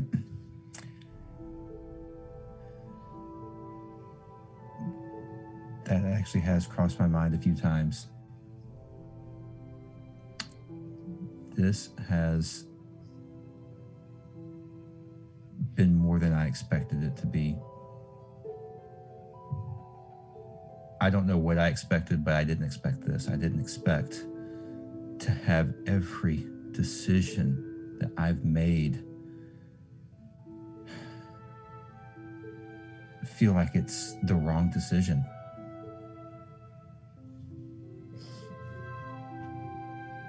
I thought being good was easy. I thought it was, you make the right choice, you help people, positive reward, the end. Wouldn't that be nice? I actually kind of believed the same thing. And now I see that there's just varying degrees of, it feels like varying degrees of morality. How dirty are you willing to get your hands to do the right thing? That's how it feels. I've already dirtied my hands. I've been trying to clean them ever since. Apparently so have I, if Belladonna is to be believed.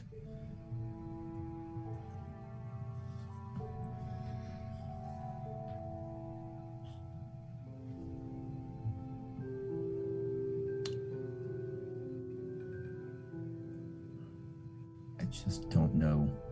I don't know.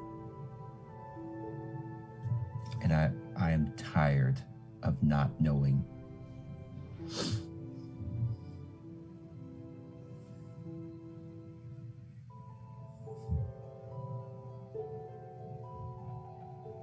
I'm tired of making deals with people who are secretive, who don't give us the full truth.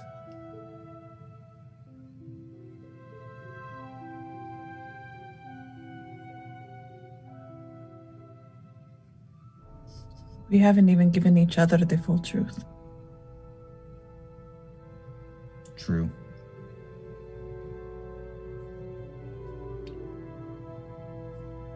Did you know I have a sister? What is her name?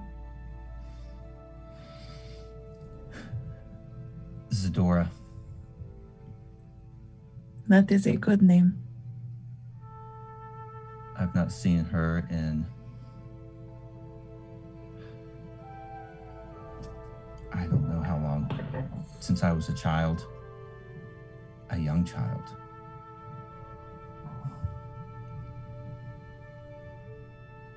And I've also done something I think really stupid. I made a deal with Adressa for her to find her for me, to find my sister. And I don't think that was the right move. I did at the time, but not now.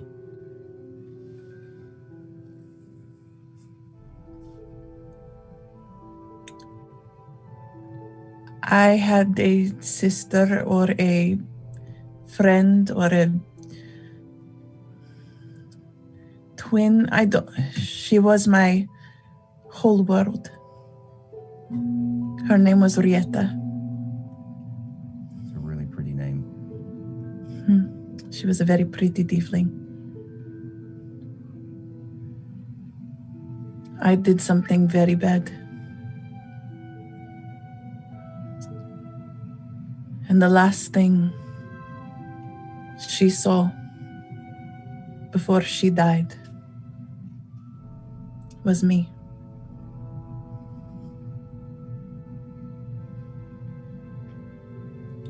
She kept me alive.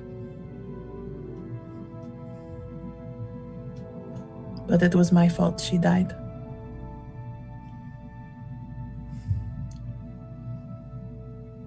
I am very sorry, Asura. Loss like that is something that's not easy. And it sounds like you've dealt with more loss than someone should have to.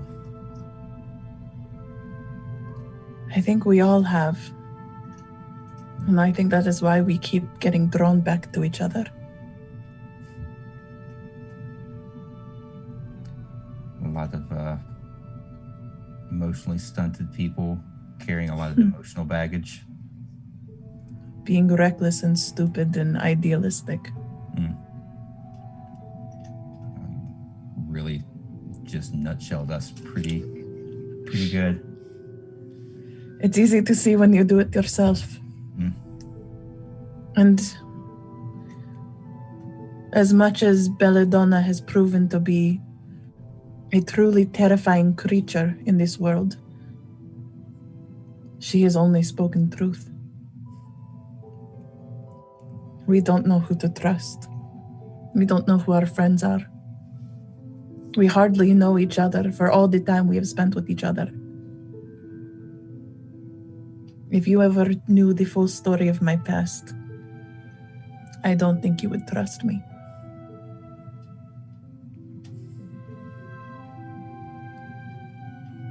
I don't necessarily believe that the past has that much to do with trusting someone today.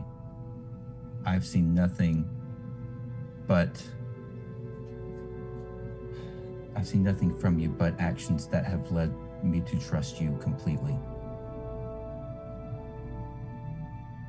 I am fighting my very nature every day.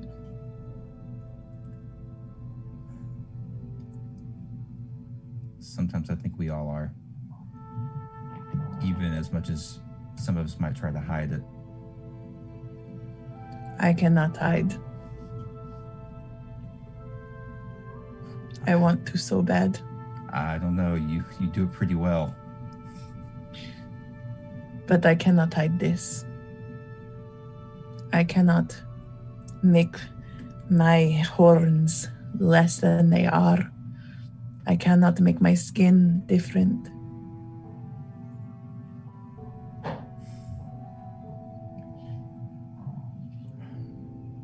I have seen the way that people treat you differently.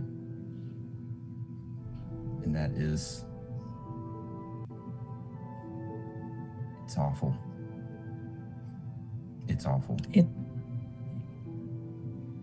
It is life.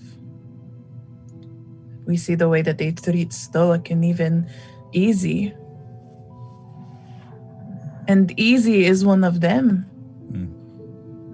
His beautiful, tall, lanky body, his ears, his hair. He looks exactly like the rest of them. And yet, he is still not treated well. You are the only one who gets away in this world.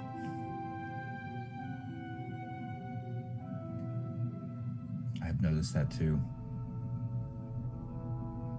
That makes me a little uncomfortable.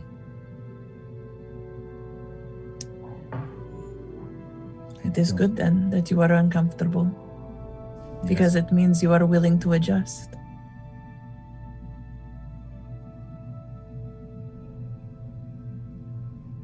Well, let's hope I can actually adjust.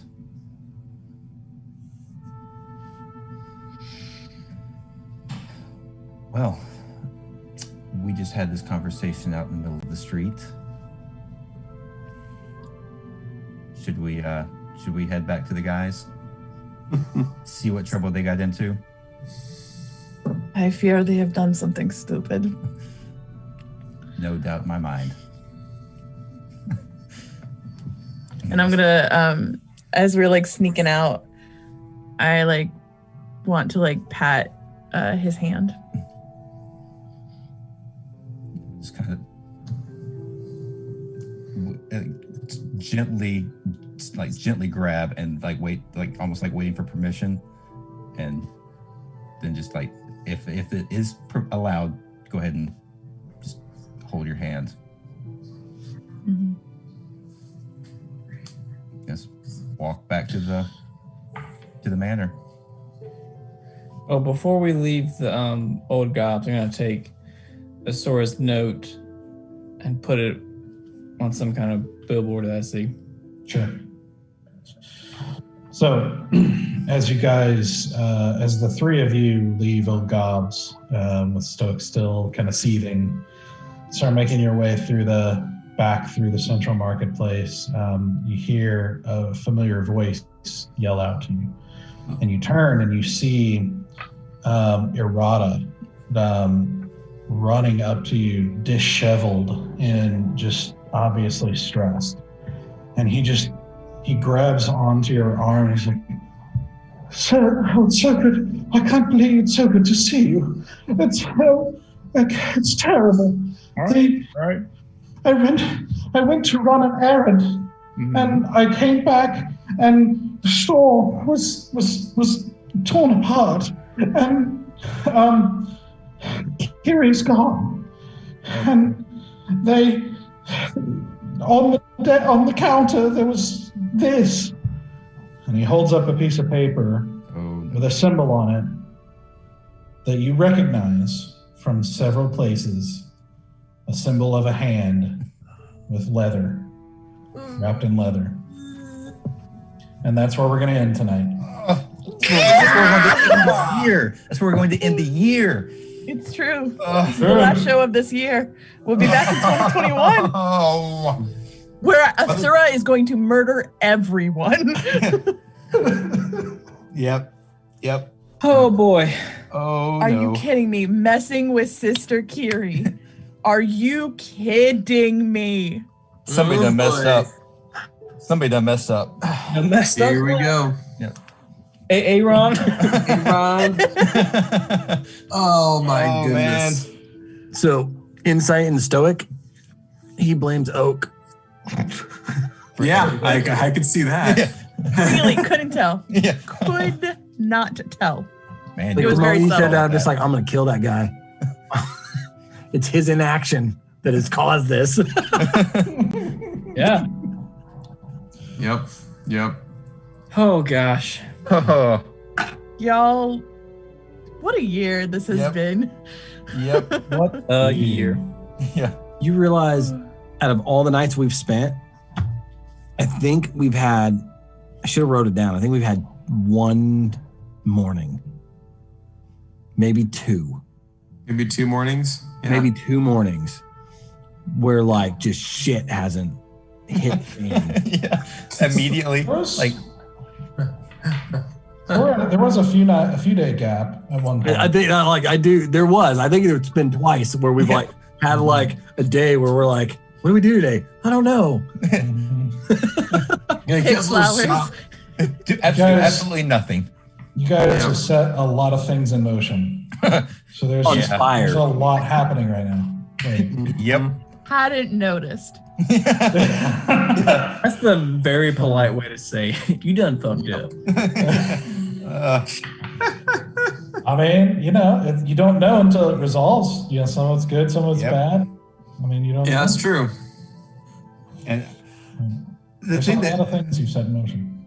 I keep forgetting about the fact that we started this thing with a dream that I don't even think about 75% of the time. I don't even think about the dream. Probably 90%. I don't think about the dream. Yeah. Yeah. That'll come back to bite us. Oh, absolutely. Everything the else dream has. is how we ended up getting all connected to each other because we were like, oh, you had the dream too. Oh, you had the dream too? Mm-hmm. What? Yeah, this is what kind of galvanized us as a team because we're like, we all had some weird dream. Mm-hmm. There's a lady in a darkness, and that was that. Mm-hmm. How was that?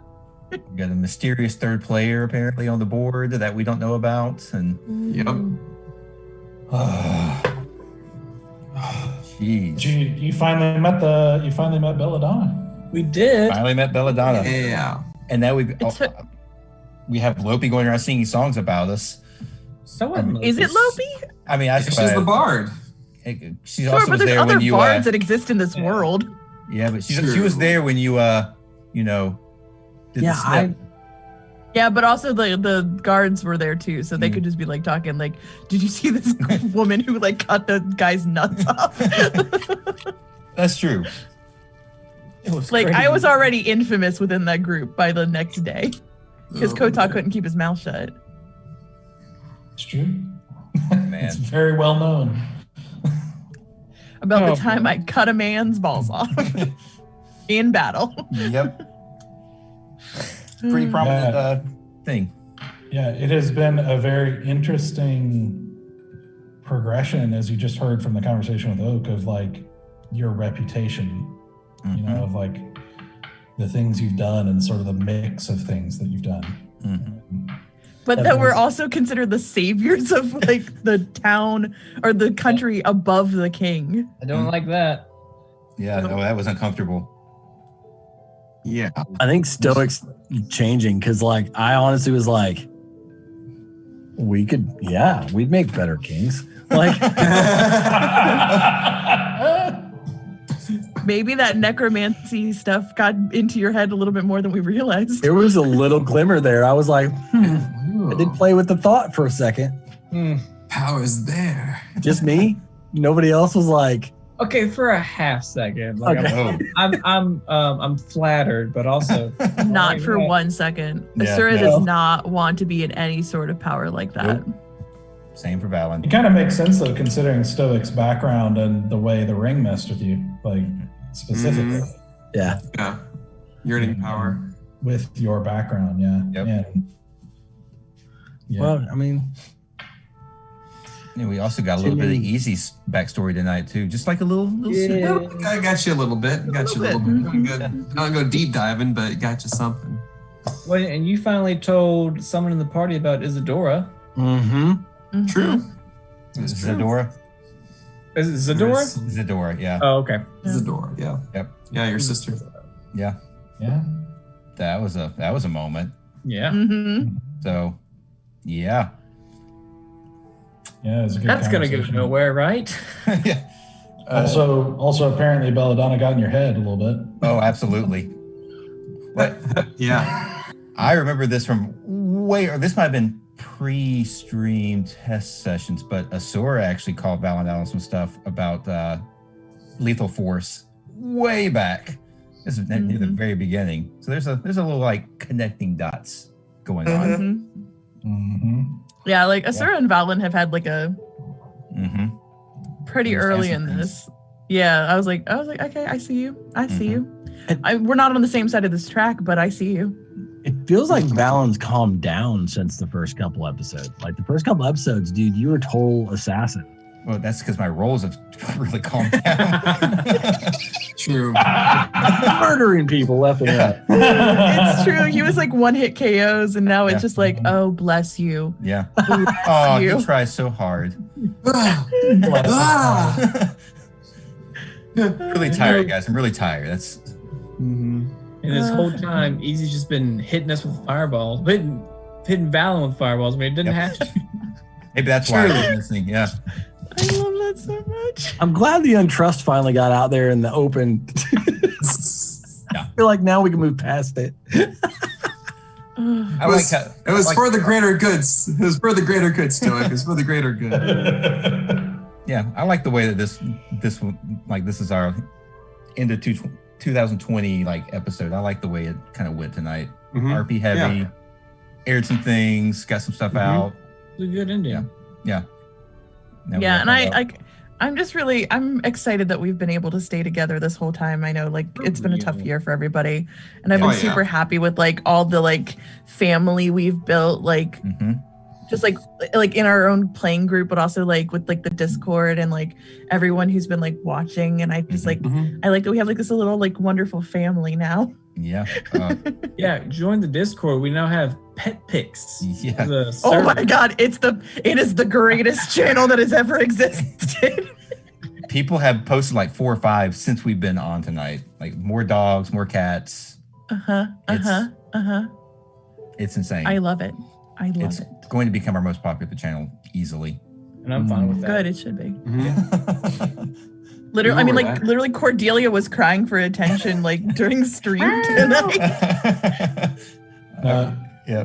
But Taryn, I agree with you completely. I was talking to my wife about it. It's because we're looking at a new house, and it's one of the things we're looking for and trying to make sure we have is a room that's going to be able to accommodate this stream setup. Yep. Because this is actually important to me. It's this is you guys' friendship and you guys being able to kind of go on this journey together has been amazing. And it's definitely the best campaign I've ever been a part of, without a question. And, same. Yeah, it's been a lot of. The fact that it's gone this long and this consistently is amazing. And like you said, we've been despite how tough a year it was, how we've been able to consistently stick with it. And and I think it's been an amazing kind of relief every 2 weeks, for just a fun thing to do when you can't really socialize. You can't do as much, all year. Yeah. It's true. Been a nice little respite. Yep. And people get to see us a lot more often next year. Yes, because we will be switching to weekly. Yeah. Yeah. Every week. Still not sure when we're going to be back in person. That's all in flux with my house as well as, COVID. So yeah. Right. I'm just thankful Zoom and all this technology has made it possible to continue. And thank you for Anthony for always making sure that things run smoothly. Yeah. I could not do this. I am 100% confident in saying we could not do this without Anthony. I mean, that's it's true. Yeah, and for those of you who don't know, Anthony is the guy who's been helping us with the sound and video and basically the kind of bones of making the show go. The technology. Yep.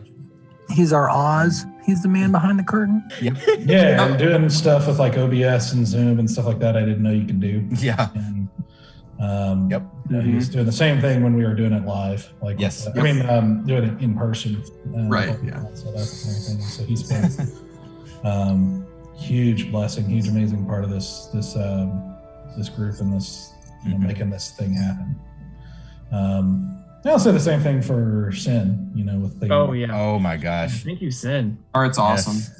Yeah, I've been able to visualize this and kind of seeing some of the stuff that she's been doing. It's been amazing. And and then Fran being our mod and sketcher and occasional player and just longtime friend of mine. She's very special to us too. Yep. Anyway, this has been fantastic year, and I can't wait to see you guys go next year with this and how the story continues to progress and unfold. And when we all get murdered. When one of us does something stupid enough, just stupid enough. Stupid enough. Yeah. It is possible. Yeah. TPK my body. Might see new characters next to you. I don't know. I was really close to starting a bar fight. I was like, yep. With the whole city guard. Yeah. Yep. The whole city guard. That would have been Not good. With only 3 of you there, and one of you is a wizard, so. Yeah. I was like, this is not the place to be for me. I need to get out of here. I'm just gonna leave you guys to it. Yeah. Yeah. all right. I would give Stoic Dragon's Breath and just peace out. It's like, I'm out of here, guys. Here you go. There's your pepper. Here's your pepper. All right. Yep. Well, thank you very much, guys, and we will see you. When is the next date, Larry? Do you know? Sorry, my brain is fried. Give me a second. The January in 4th? 2020. Let's I think In January. yeah, 4th. That's the first Monday of January. So we'll be like, cool. I think we're just taking next week off because you know, holiday stuff. Yeah, So- we're traveling and things like that, so just holidays. Oh. So no D&D or no show of any kind next Monday, but we will be back in 2 weeks for the new year Yep. So of Everwind Chronicles. yeah, we'll see you guys then. All right. See you guys 2 weeks. Have a good Happy holidays. holidays. Yep. Happy New Happy Year. Happy holidays. Happy holidays. Keep singing. Happy holidays to you. It's the very